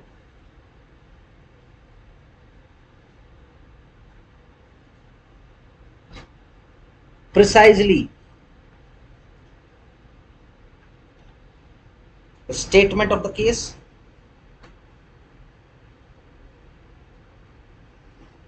comma specific question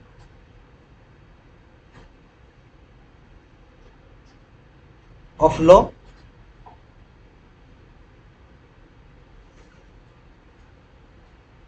along with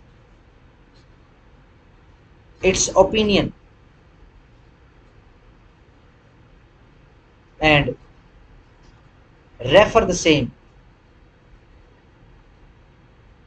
to the High Court.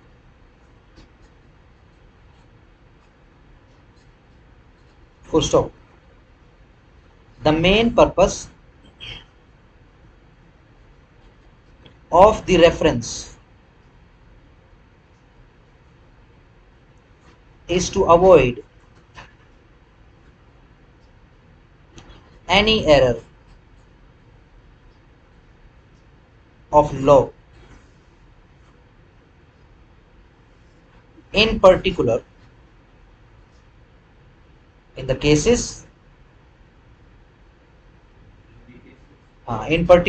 cases where there is no right of appeal, उनके appeal, full stop, the jurisdiction of the High Court under the provision is a consultative jurisdiction.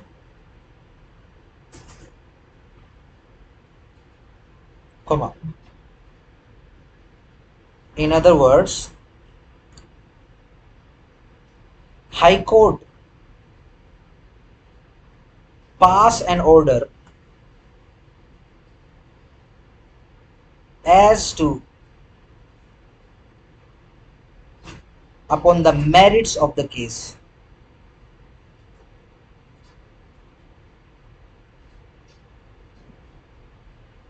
Since the High Court would be bound to provide its findings upon the referred question.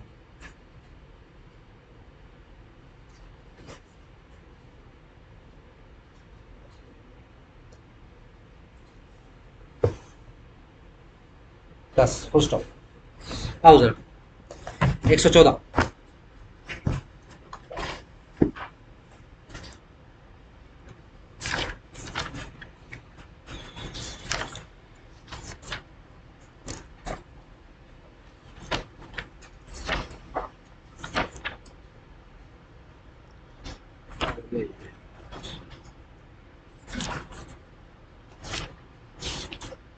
क्या जी?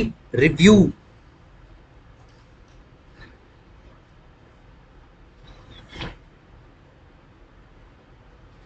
Subject as aforesaid, any person considering himself aggrieved, जैसे कि पहले बताया गया है, अगर कोई बंदा अपने आप में सोचे कि वो एक aggrieved बंदा है, उसको कोई कष्ट हो गया है, किससे?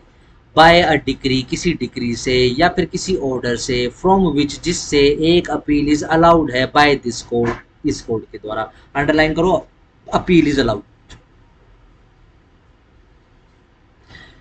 But from which no appeal has been preferred. हाँ, अपील तो अलाउड थी उसमें, बट अपील प्रेफर करी नहीं, ठीक है ना। और अग्रीवनेस अभी बन चुकी है,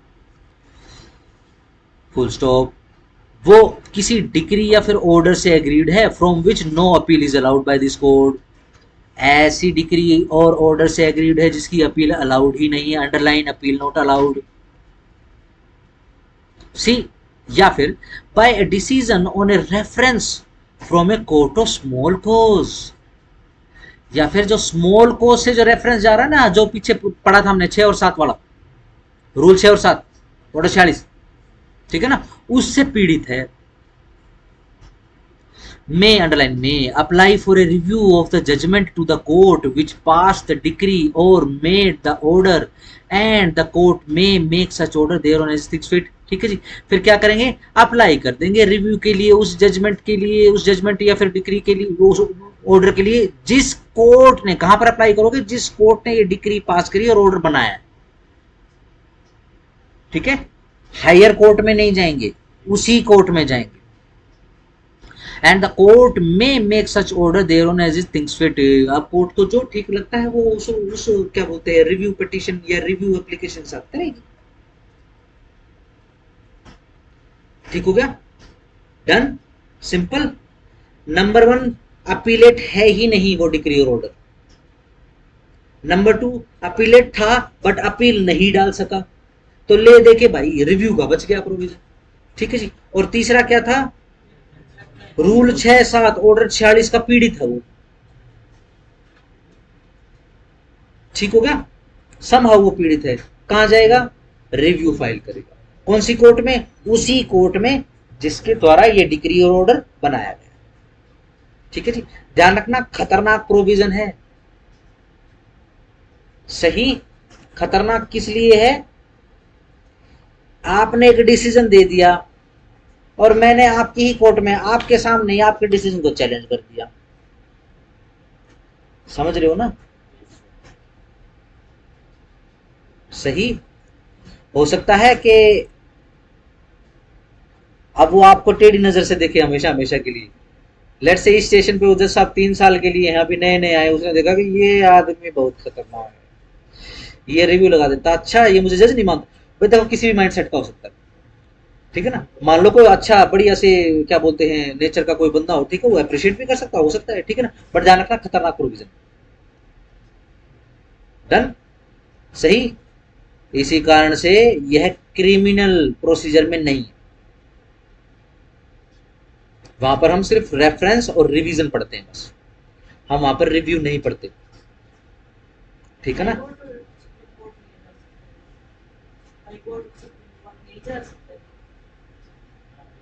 आगे हाईकोर्ट सुप्रीम कोर्ट, उसके बाद क्या करें वो सुनाई दे रहा है, वहां क्यों डालेंगे?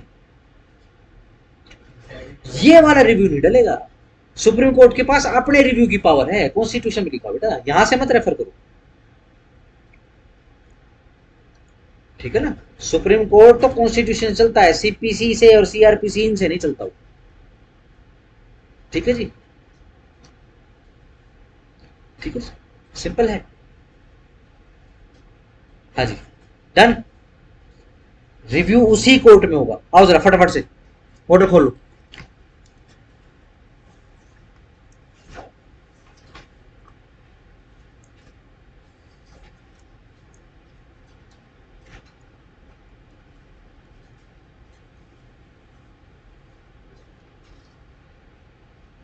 लो जी भैया, review application for review of judgment any person considering himself aggrieved by decree और ऑर्डर, तीनों की तीनों भाई लिखे हुए इसलिए मैं टाइम थोड़ा सा बचा लेता हूँ।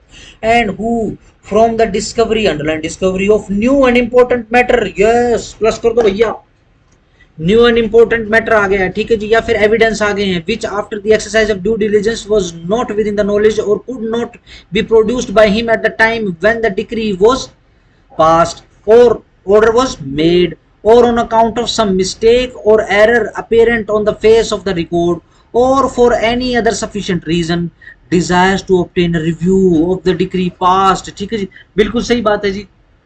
देखो कितना बढ़िया प्रोविजन, कितना पॉजिटिव अप्रोच के साथ प्रोविजन कर दिया है, ठीक है जी। आप अपील में जाने की बजाय क्या उसी कोर्ट में आ गए, दोबारा से आपने रिक्वेस्ट करी कि जज साहब मेरे को एक ऐसा एविडेंस मिला है, अगर मैं पीछे भी दिमाग भी लगाया, मैंने जो भी लगाया भी, लेकिन मुझे पहले नहीं मिला, तो काइंडली आप एक बार रिव्यू पिटीशन। भाग के करेगा वो एंटरटेन जज साहब, ठीक है ना, लाइए रिव्यू करते हैं, क्योंकि उसको भी न्याय देना है, ठीक हो गया। चलो जी, may apply for review of judgment to the court which passed the decree or made the order। एक party who is not appealing from a decree or order may apply for review of the judgment notwithstanding the pendency of an appeal by some other party। yes, बहुत सारी party थी, ठीक है ना, suit के अंदर एक पार्टी ने तो अपील डाल ली, बाकी दूसरी पार्टी थी वो अपील नहीं डाल पाई, अब वो क्या कर, वो रिव्यू डाल सकती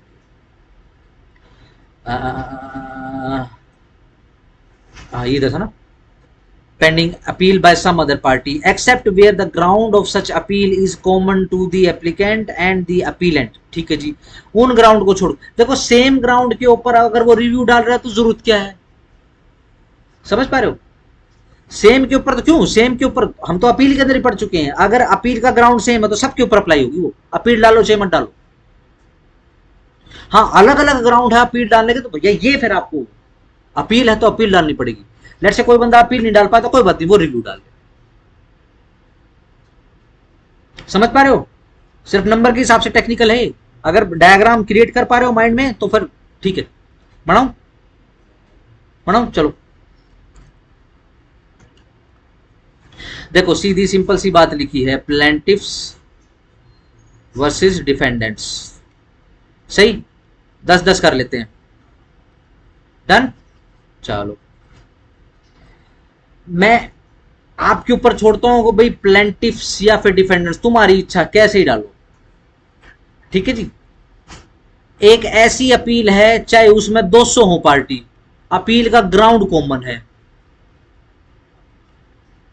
ठीक है जी, सिंपल। 200 बंदे हैं, सबके ऊपर अप्लाई होगी, जो भी इस अपील का डिसीजन आएगा सब पे अप्लाई होगा, यस नो? यस। तो भैया अपील डालो चाहे मत डालो, एक भी अपील डल गई तो बहुत है, ठीक है, कोई टेंशन नहीं, सिंपल है, डन।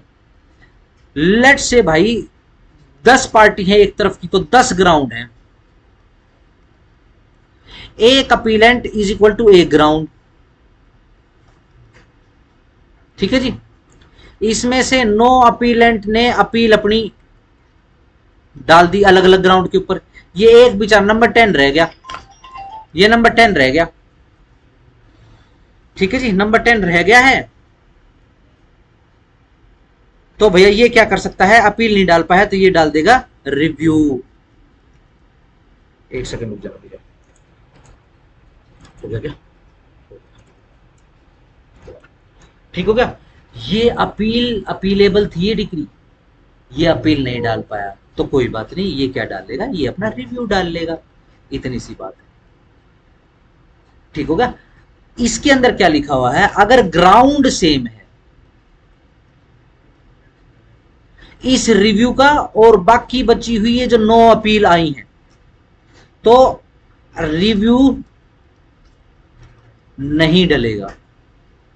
कॉमन सेंस की बात है, क्यों नहीं डलेगा? क्योंकि जरूरत ही नहीं है, ठीक हो गया। अननेसेसरी लिटिगेशन ही तो बढ़ रही है।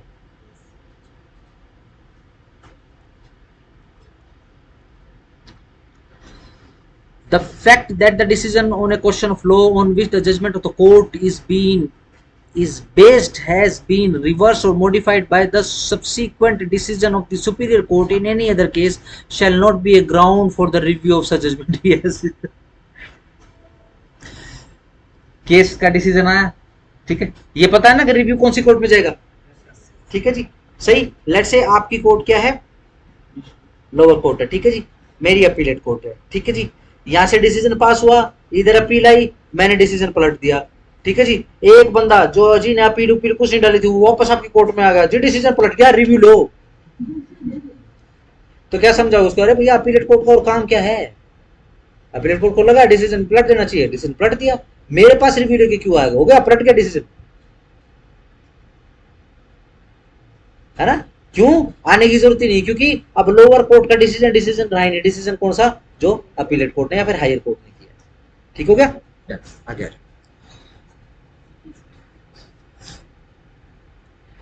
form of applications for review, the provision as to the form preferring appeal shall be applied mutandis to the application for review। बहुत बार आ चुका है वर्ड, किसने आज तक देखा इस वर्ड को,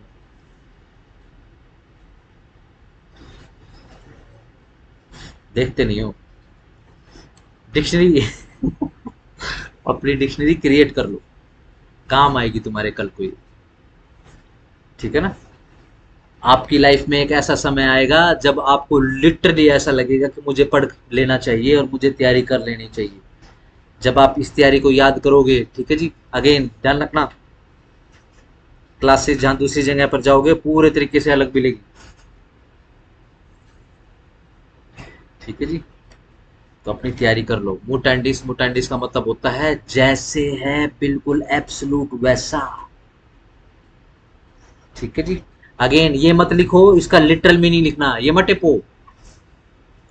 आपकी प्रीशियस जिंदगी के 2 सेकंड लगेंगे, ठीक है ना।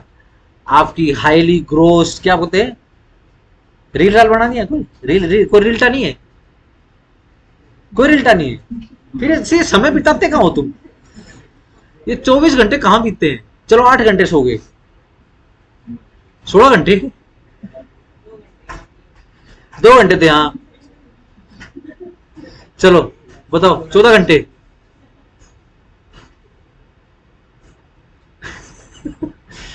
कर लो भैया, इसका लिटरल मीनिंग देख लेना। अगर इस तरीके की मैगजीन आएंगी तो लिटरल मीनिंग पूछेंगे आपसे, आसपास का मीनिंग नहीं पूछेंगे, आसपास के तो ऑप्शन में बताएंगे आपको, ठीक है ना, और गलत हो जाएगा। एप्लीकेशन जहां पर रिजेक्ट हो जाए, where it appears to the court that there is no sufficient ground for review, it shall reject the application. Yes, बिल्कुल ठीक बात है जी। एप्लीकेशन वेयर ग्रांटेड, जहां पर कोर्ट को लगे कि भैया एप्लीकेशन को ग्रांट कर देना चाहिए वहां पर ग्रांट कर देंगे। वाह, समझे, रॉकेट साइंस है ये। जहां पर कोर्ट को लगे कि यार क्यों डाली हुई है रिजेक्ट, जहां पर कोर्ट को लगे हाँ वाओ ठीक है भैया। Provided that no such application shall be granted without previous notice of the opposite party. Yes, बिल्कुल सही बात है जी। एक बेचारा खुश हो रहा है, डिक्री ऑर्डर आ गया, ठीक है जी मेरे फेवर में, ठीक है जी, और पीछे पीछे कोर्ट ने रिव्यू में पलट दिया। नहीं, अगर आप अलाउ कर रहे हो रिव्यू की पिटीशन को, रिव्यू की एप्लीकेशन को, तो नोटिस भेजोगे, इवन एडमिट भी नहीं करोगे उसको नोटिस भेजे बिना। To enable him to appear, किस लिए, ताकि इनेबल कर सको कि वो अपीयर हो जाए और उसको सुना जाए जो भी वो सपोर्ट में अपनी डिक्री ऑर्डर के सपोर्ट में बोल रहा है, ठीक है जी, यानी उसके जो भी ऑब्जेक्शन है भैया उसको कंसीडर करोगे।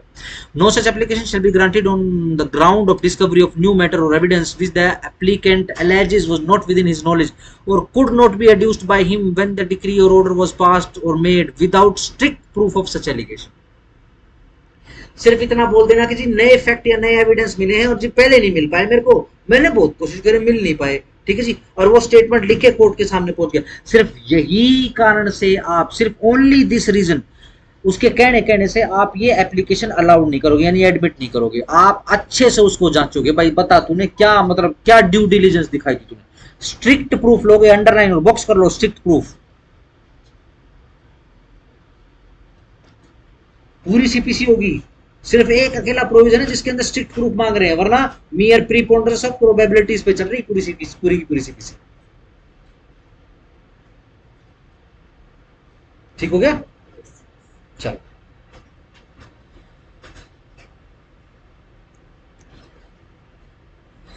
ये हेडिंग से कर लो। Application for review in court consisting two or more जजेस छोड़ दो, एप्लीकेशन वेयर रिजेक्टेड छोड़ दो, order for rejection not appealable, एक सेकंड में देख लो जरा के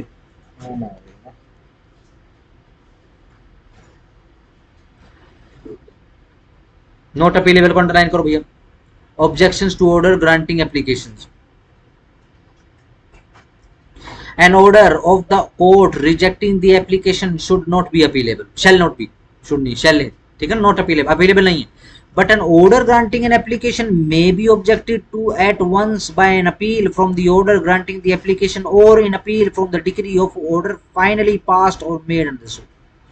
अगर एप्लीकेशन रिव्यू की रिजेक्ट हो जाती है तो इस रिजेक्शन की कोई अपील नहीं है, लेकिन अगर वाइस वर्सा ये रिजेक्ट रिव्यू की एप्लीकेशन अलाउड कर देती है कोर्ट तो इसकी अपील जा सकती है।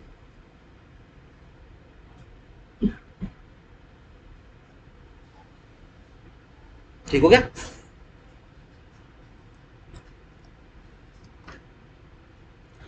Where the application has been rejected in consequence of the failure of the applicant to appear, he may apply for the order to have the rejected application restored to file। Yes, ये जो review की जो application ये किस लिए reject हुई, क्योंकि appear नहीं हुआ, कोर्ट ने उड़ा दी, ठीक है ना, इसको रिस्टोर करवाया जा सकता है। अंडरलाइन करो रिस्टोर, बॉक्स करो रिस्टोर, बिल्कुल नए नए वर्ड आ रहे हैं जो पूरी सीपीसी में कहीं यूज नहीं हो रहे। हाँ जी, ये जो एप्लीकेशन है and order of the court rejecting जो ऑर्डर है, इसकी जो एप्लीकेशन लग रही है वो रिजेक्ट होगी, अब वो अपीलेबल नहीं है, लेकिन हायर कोर्ट में नई एप्लीकेशन तो लग सकती है। किस चीज की एप्लीकेशन, जो भी है रिव्यू एप्लीकेशन, कौन सी रिव्यू, नहीं इसमें स्पेसिफिक थोड़ी। देखो रिव्यू की एप्लीकेशन कहाँ लगेगी, सेम कोर्ट में लगेगी, अगर दूसरी कोर्ट में लगे तो रिव्यू नहीं है, कुछ और बोल लो उसको, वो रिव्यू नहीं है। ठीक होगा, हाँ जी, रिस्टोर हो गया। चलो जी, where it is prove to the satisfaction of the court, जहां पर ये सेटिस्फैक्शन ऑफ द कोर्ट के लिए प्रूव हो गया है, he was prevented by sufficient cause, कि भैया बहुत सफिशिएंट कोज थे, इस वजह से अपीयर नहीं हो पाया, from appearing which such application was called for the hearing, the court shall order to it to be restored, court इसको रिस्टोर कर लेगा, to the file upon such terms as to the cost etcetera or otherwise as thinks fit, and shall appoint a day for the hearing of the same. बहुत simple और miscellaneous provision था। No order shall be made under sub rule 2 unless the notice of the application has been served on the opposite party। Yes, बिल्कुल ठीक बात है जी। Registry of the application granted and order for rehearing, where an application for review is granted, a note thereof shall be made to in the register, and the court may at once rehear the case or make such order in regard to the rehearing as it thinks fit। बिल्कुल ठीक बात है जी। Bar to certain application, no application for review an order made an application for a review for a decree or order passed made on a review shall be entertained। ठीक है जी, बिल्कुल ठीक बात है जी। अब जो एक बार रिव्यू हो गया, रिव्यू होने के बाद जो डिक्री और जजमेंट आई है, ठीक है जी, इसका फर्दर रिव्यू नहीं जाएगा, एक बार रिव्यू जाएगा। फर्दर रिव्यू के लिए 2 बार रिव्यू नहीं होगा, एक ही बार होगा, ठीक है जी, उसके लिए मना कर दिया।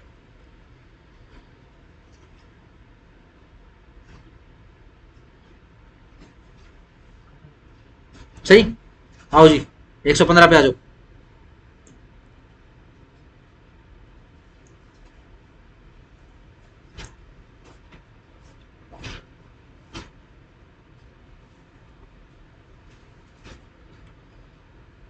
आओ जी, रिवीजन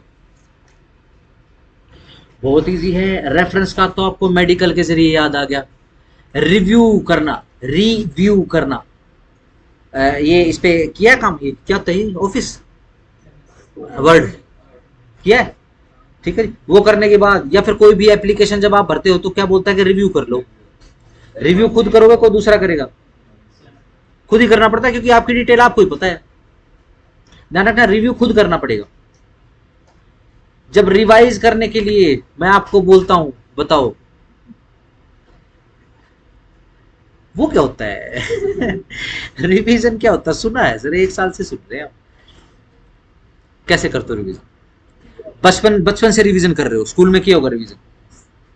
बिना मास्टर के रिवीजन नहीं कर पाओगे, ठीक है ना। एक अथॉरिटी चाहिए आपको जो रिवाइज करवाए, ठीक हो गया, याद रखना। आओ जरा, द हाई कोर्ट, देखो उसी प्रोविजन की तरफ बोल रहे हैं। जब कोर्ट हाई कोर्ट बोलेगी अरे नीचे क्यों बैठे हो, आओ जरा, अरे आप यहाँ आओ, ट्रेनिंग पे चलो, आ जाओ, ठीक है ना। इन कामों के, जिन कामों के बदले कॉन्सिक्वेंस ये उठ सकता है कि आओ जरा ट्रेनिंग पे, ठीक है ना, तो ट्रेनिंग पे बचने के लिए, ताकि आपकी जो भी आपका करेक्टर सर्टिफिकेट, ये ध्यान रखना, नौकरी कैसे करिए, ACR, ठीक हो गया ना, डन। इस तरीके का ना आपके ऊपर दाग आए तो क्या है, उसके लिए रिवीजन है। रिवीजन जिन कामों के लिए दी जाती है बेसिकली उनसे बचने के लिए। क्यों? क्योंकि अगर ऐसे काम कर दिए तो सीधा सिंपल आपको ऊपर बुला लिया जाएगा। कैसे? तो लोअर कोर्ट अपने आप को सुप्रीम कोर्ट समझने लग जाए। JMIC ने जजमेंट सेंटेंस लिखते समय पेन तोड़ दिया आज, ठीक है ना। हाईकोर्ट क्या बोलेगी? हाईकोर्ट क्या बोलेगी उसको? अरे यहाँ क्या कर रहे हो तुम, आओ, ठीक है ना। क्यों? क्योंकि JMIC किसी को फांसी की सजा नहीं दे सकता, दे दी। और ध्यान रखना, इतना बुरा, उतना स्ट्रिक्ट काम है, और सेंटेंस पे और जो रिलीफ वगैरह, जो जजमेंट वगैरह जाएगी उसके ऊपर नो कंडोनेशन है, कोई माफी नहीं है भैया, ठीक है जी। हरियाणा में भी एक जज साहब, ठीक है ना, इया हुआ किया उन्होंने सेंटेंस के साथ में, ठीक है जी, अपन अपनी वो पता नहीं क्या क्या वोकिज्म डाल दिया उसके अंदर, सीधा सुप्रीम कोर्ट ने बोला टर्मिनेट। MP में एक लेडी जज के साथ, ADG के साथ ऐसा हो चुका है, ठीक है जी। शब्दों का इतना जबरदस्त महत्व है। उस ADJ ने तो बेसिकली क्या, कल्पेबल होमिसाइड लिख दिया, सॉरी मर्डर लिख दिया, और नीचे जजमेंट करते समय रीजन में उसको कल्पेबल बना दिया, ठीक है जी, मर्डर लिख के, और उसको 10 साल की सजा दे दी, सजा दी उसको। लेकिन पहले तो हाई कोर्ट ने बुलाया उसको, अरे आ जाओ, ठीक है जी, आने के बाद उसको टर्मिनेट कर दिया। सुप्रीम कोर्ट में अपील लगाई उसने, ठीक है जी। सुप्रीम कोर्ट ने बोला कि हमारी क्या कंडोनेशन, क्या बोलते हैं, श्रद्धांजलि अंग्रेजी में क्या, मुझे पता है, कंडोलेंस हमारी आपके साथ है, बट आप अब जज नहीं बन पाएंगे, ठीक है ना। सुप्रीम कोर्ट ने तो बोला कि ये तो बहुत अच्छी बार थी वहां की, ठीक है ना, बहुत अच्छी वहां का बेंच था, आपका लाइसेंस नहीं खाया उन्होंने, वरना आपका लाइसेंस भी खाते। जाइए शांति से प्रैक्टिस कर लीजिए, नॉट गोइंग टू जज, वो कभी जज नहीं बन पाए, ठीक हो गया, डन है। हिसाब किताब क्या, आओ जरा। द हाई कोर्ट में call for the record, underline करो, रिमांड नहीं लिख रहे हैं, ऑफ एनी केस, किसी भी केस के, which has been decided by any court subordinate to such high court, जो डिसाइड कर दी हो किसी भी कोर्ट ने, जो subordinate to the high court है, and in which no appeal lies, और जिसमें अपील लाई नहीं करती, underline, in which no appeal lies thereto, and if such subordinate court appears, और यह प्रतीत हुआ, क्या वे कैसे हटेगा, क्या करूँ इससे?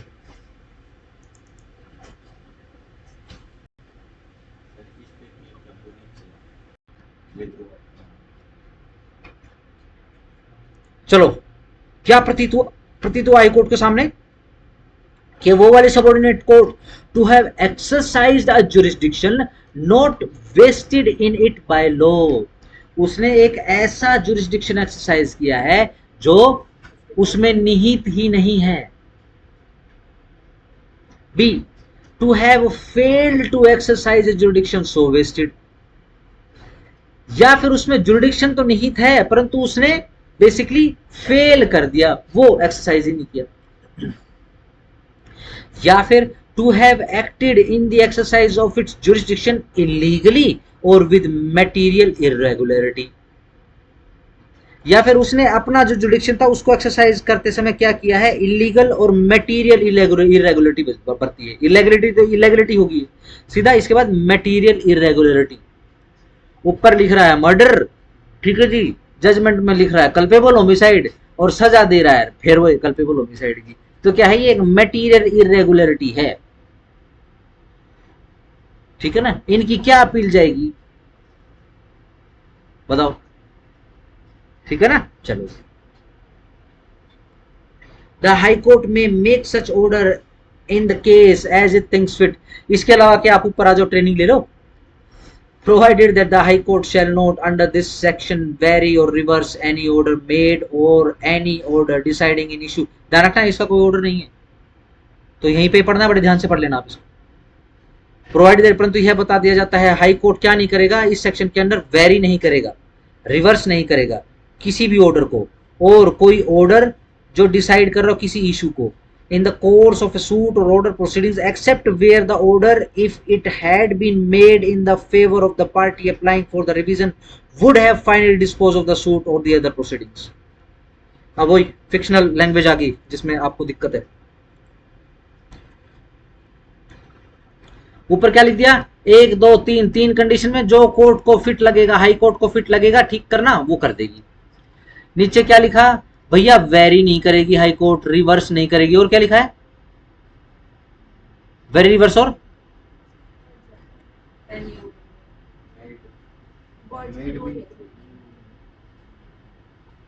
ठीक है जी, जनरल नहीं करेंगी। लेकिन अगर हाई कोर्ट का व्यू है कि भैया अगर इस जजमेंट डिक्री ऑर्डर को वेरी कर दिया जाए, ठीक है ना, इन इश्यूज को रिवर्स कर दिया जाता, ओ तो आज डिसीजन कुछ और आता। जो ये पार्टी लगा रही है एप्लीकेशन, ठीक है ना, रिवीजन की पिटीशन लगा रही है, अगर पहले ही स्टेज के ऊपर इनके फेवर में ये हो जाता तो आज डिसीजन पूरे तरीके से पलटा जाता और कंप्लीट एंड ऑफ जस्टिस हो पाता। अगर कोर्ट का, हाई कोर्ट का ओपिनियन ये है तो यस, ये वेरी भी करेगी और रिवर्स भी करेगी। किस किस चीज को भैया, वेरी एंड रिवर्स किसी ऑर्डर को, ठीक है जी, और any order deciding an issue, कोई ऑर्डर जिसके अंदर इशू डिसाइड हो रहे हैं। हाईकोर्ट ये सोच रही कि भाई ये वाले इशू ना बन के कोई तीसरा चौथा इशू बन जाता ना, तो डिसीजन आज कुछ और होता। ठीक है ना, डन। ये क्यों नहीं किया उस कोर्ट ने, मटेरियल इरेगुलरिटी कर दी। जुरिस्डिक्शन तो था कोर्ट के पास लेकिन ट्रेनिंग की कमी है। ठीक हो गया, चलो। The high court shall not under, number 2 पढ़ रहा हूं, under this section vary or reverse any decree और order against which an appeal lies. Yes, जिसके अगेंस्ट में अपील लाइज होती है, ठीक है जी, उसके अंदर कोई चेंज वगैरह नहीं करेंगे। Either to the high court or to any court subordinate thereto, किसी भी कोर्ट में अपील जाए, अपील हो बस। देखो अगर अपीलेट है तो रिवीजन नहीं मान करेंगे उसके एक्सेप्ट। ठीक हो गया ना, चलो। और लेट्स से अपील तो थी, जैसे क्वेश्चन पूछा था, टाइम निकल गया, रिवीजन फाइल कर दी, क्या करेंगे? कल ही पूछा था शायद, जिसमें वाइस वर्सा बताया था मैंने आपको, वाइस वर्सा कर लेंगे, समझ लेंगे, क्वेश्चन भी लिखवाया था।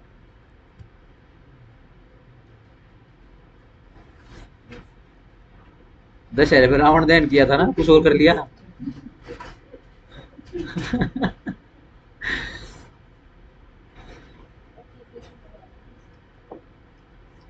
एक बार एक बार ना चैम उसमें अपने सेशन में पता नहीं पहला है दूसरा सेशन, उसमें एक लड़का विवेक आ गया। मैं पूरे साल ही नहीं बोल पाएगा तुम्हारा विवेक कहाँ है, विवेक खत्म हो गया क्या वो सारी बच्चे उसकी तरफ देखने लग जाते थे। हाँ जी, a revision shall not operate as a stay of suit or other proceeding before the court except where such suit or order proceeding is stayed by the high court। yes, high court में revision डल चुकी है, इसका मतलब ये नहीं है कि lower court में सूट स्टे हो जाएगा, अपील में नहीं स्टे हो रहा था, ध्यान रखना। और ये याद रखना, अपील के अंदर हमने एक सेक्शन, एक सेट ऑफ सेक्शन छोड़ा है हमने, 4-5 सेक्शन जो एग्जीक्यूशन के साथ में पढ़े जाएंगे, भूल मत जाना, ठीक है ना। जब एग्जीक्यूशन आए तो याद करवा देना, बहुत इंपॉर्टेंट है। अगर एग्जीक्यूशन में से कभी कोई मेंस में क्वेश्चन आया तो हर बार उसी में से आएगा, ठीक है ना। यही स्टे और एक्सेट्रा का प्रोविजन चल रहा है उसके अंदर। डन, चलो जी।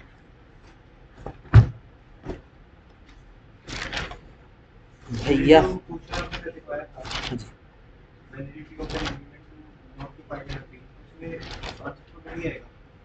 क्या क्वेश्चन लिखवाया था? हाँ। नो क्या है, कैसे?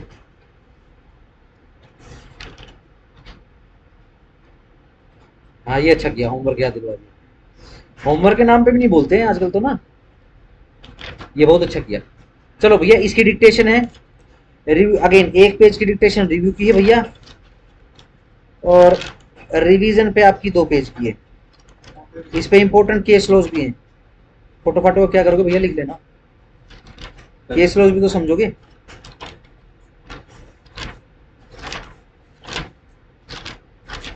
ध्यान रखो, 36 से लेकर 74 कितने हो गए, कितने सेक्शन हो गए?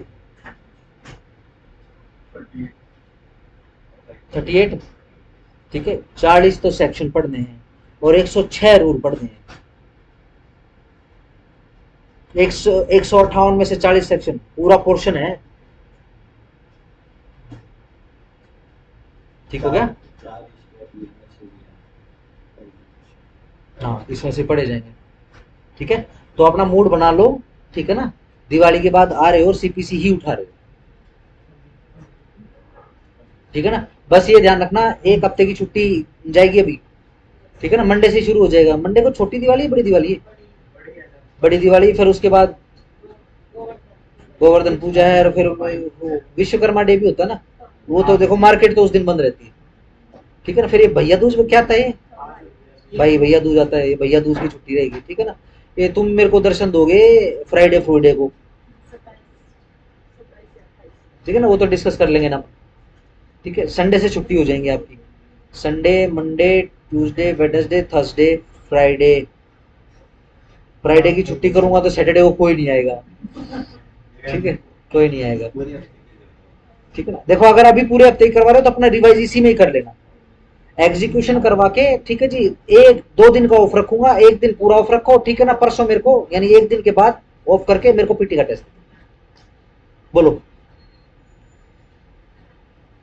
हाँ बोल दो, किसने आना है? शांत तो मतलब ऐसे हो जाते हो, माय गॉड, भीष्म प्रतिज्ञा टूट जाएगी हमारी तो, हमारी बाण गंगा कैसे चलेगी। कोई नहीं आता, 2 बच्चे बैठे होते हैं यहाँ पीटी के टेस्ट पे, ठीक है। अगेन ध्यान रखना, सीपीसी है भैया, और सीपीसी को सीरियसली ही निपटाना। सही नहीं पढ़ोगे और इतना समय कोई किसी भी इंस्टीट्यूट में चले जाना भाई, कैम्ब्रिज में चले जाइए, नहीं देगा इतना समय, ठीक है। सही, प्रोविजन सिर्फ पढ़ाना नहीं, प्रोविजन अगर आपको पढ़ाना तो मेरे माइंड में पूरा प्रोविजन रिटेन्ड है, इस वजह से पढ़ा पा रहा हूं, ठीक है ना।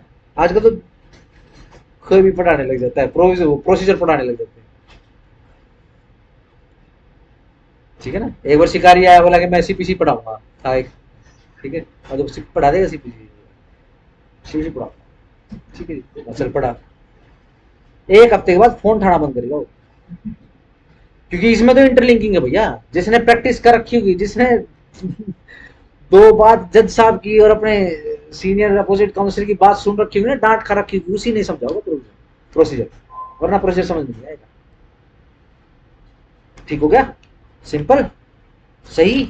ये प्रोविजन निपटाएंगे इसको। ये करने के बाद जो है कल क्या है, कल बुधवार है, बुधवार देखो, अगर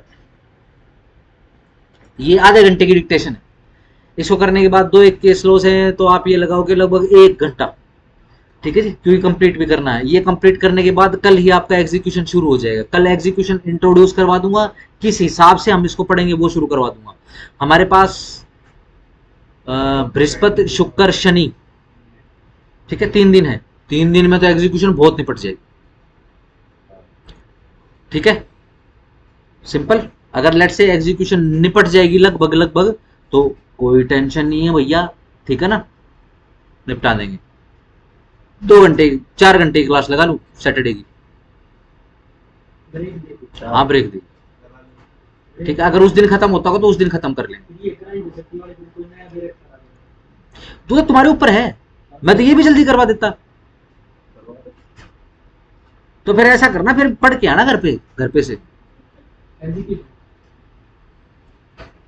अंग्रेजी पढ़ के आना, क्योंकि बहुत थोक में वर्ड भरे हुए हैं, ठीक है ना। हर दूसरे तीसरे सेक्शन में क्या है, एक वर्ड है। अब मेरे से यहाँ पूछोगे मतलब, आपने जितने भी वर्ड है सबका मतलब मैं पढ़ा दूंगा यहाँ पे, एक दिन में कर सकता हूं मैं, एक दिन में पूरा, और इवन याद भी कर सकते हैं।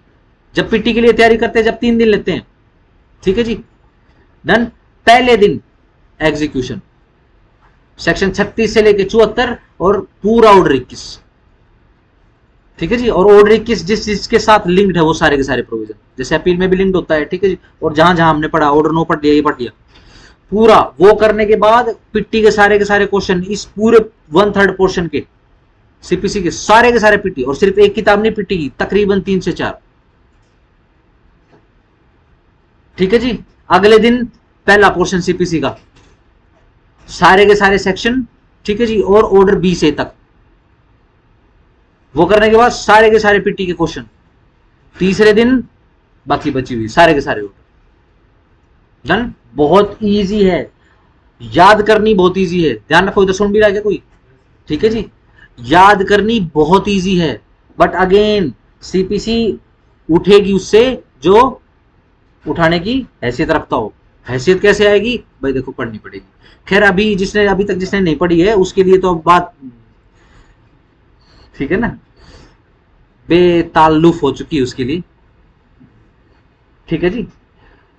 फिर भी अगर जिस बच्चे ने पढ़ी है तो लास्ट के समय पे होप मत हारो, ठीक है ना। अगेन एग्जीक्यूशन है, बहुत सवाल आते हैं भैया, बेरेक्ट को पढ़ना पड़ेगा, अच्छे तरीके से याद करना पड़ेगा। सेक्शन में से भी सवाल आते हैं, ठीक है जी, और इस पोर्शन में से, ऑर्डर में से भी सवाल आते हैं। अगेन लालच में मत रखो, ठीक है जी। मैं तो कल आपको बता दूंगा किस हिसाब से करेंगे। अगर साथ दोगे तो भैया 3 से 4 दिन में निपटा देंगे, नहीं साथ दोगे तो भैया देखो मैं अपना काम पूरी ईमानदारी से करूँ, ठीक है ना, ठीक है। मैं इस तरीके का मौका नहीं दूंगा कोई बच्चा यहाँ से बाहर निकले फिर बोलेगे नहीं यार पढ़ाने पढ़ूने में तो ऐसा है मास्टर, ठीक है। हाँ मुझे ये बोल सकते हो कि भाई कोई मोटिवेशन लेक्चर नहीं देता, कोई कुछ नहीं देता, पढ़ाओ पढ़ो पढ़ो सुनाता रहता है, ठीक है जी, बढ़िया, मेरे फेवर की बात है। कह देना कि वहां मत जाना, खाल तार लेगा, बोल देना। कौन सा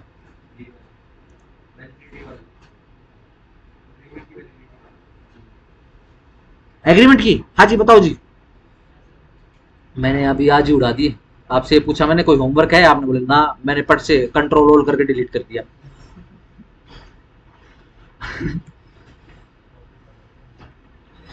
चलो एक बार क्लास ओवर कर दूं फिर करा।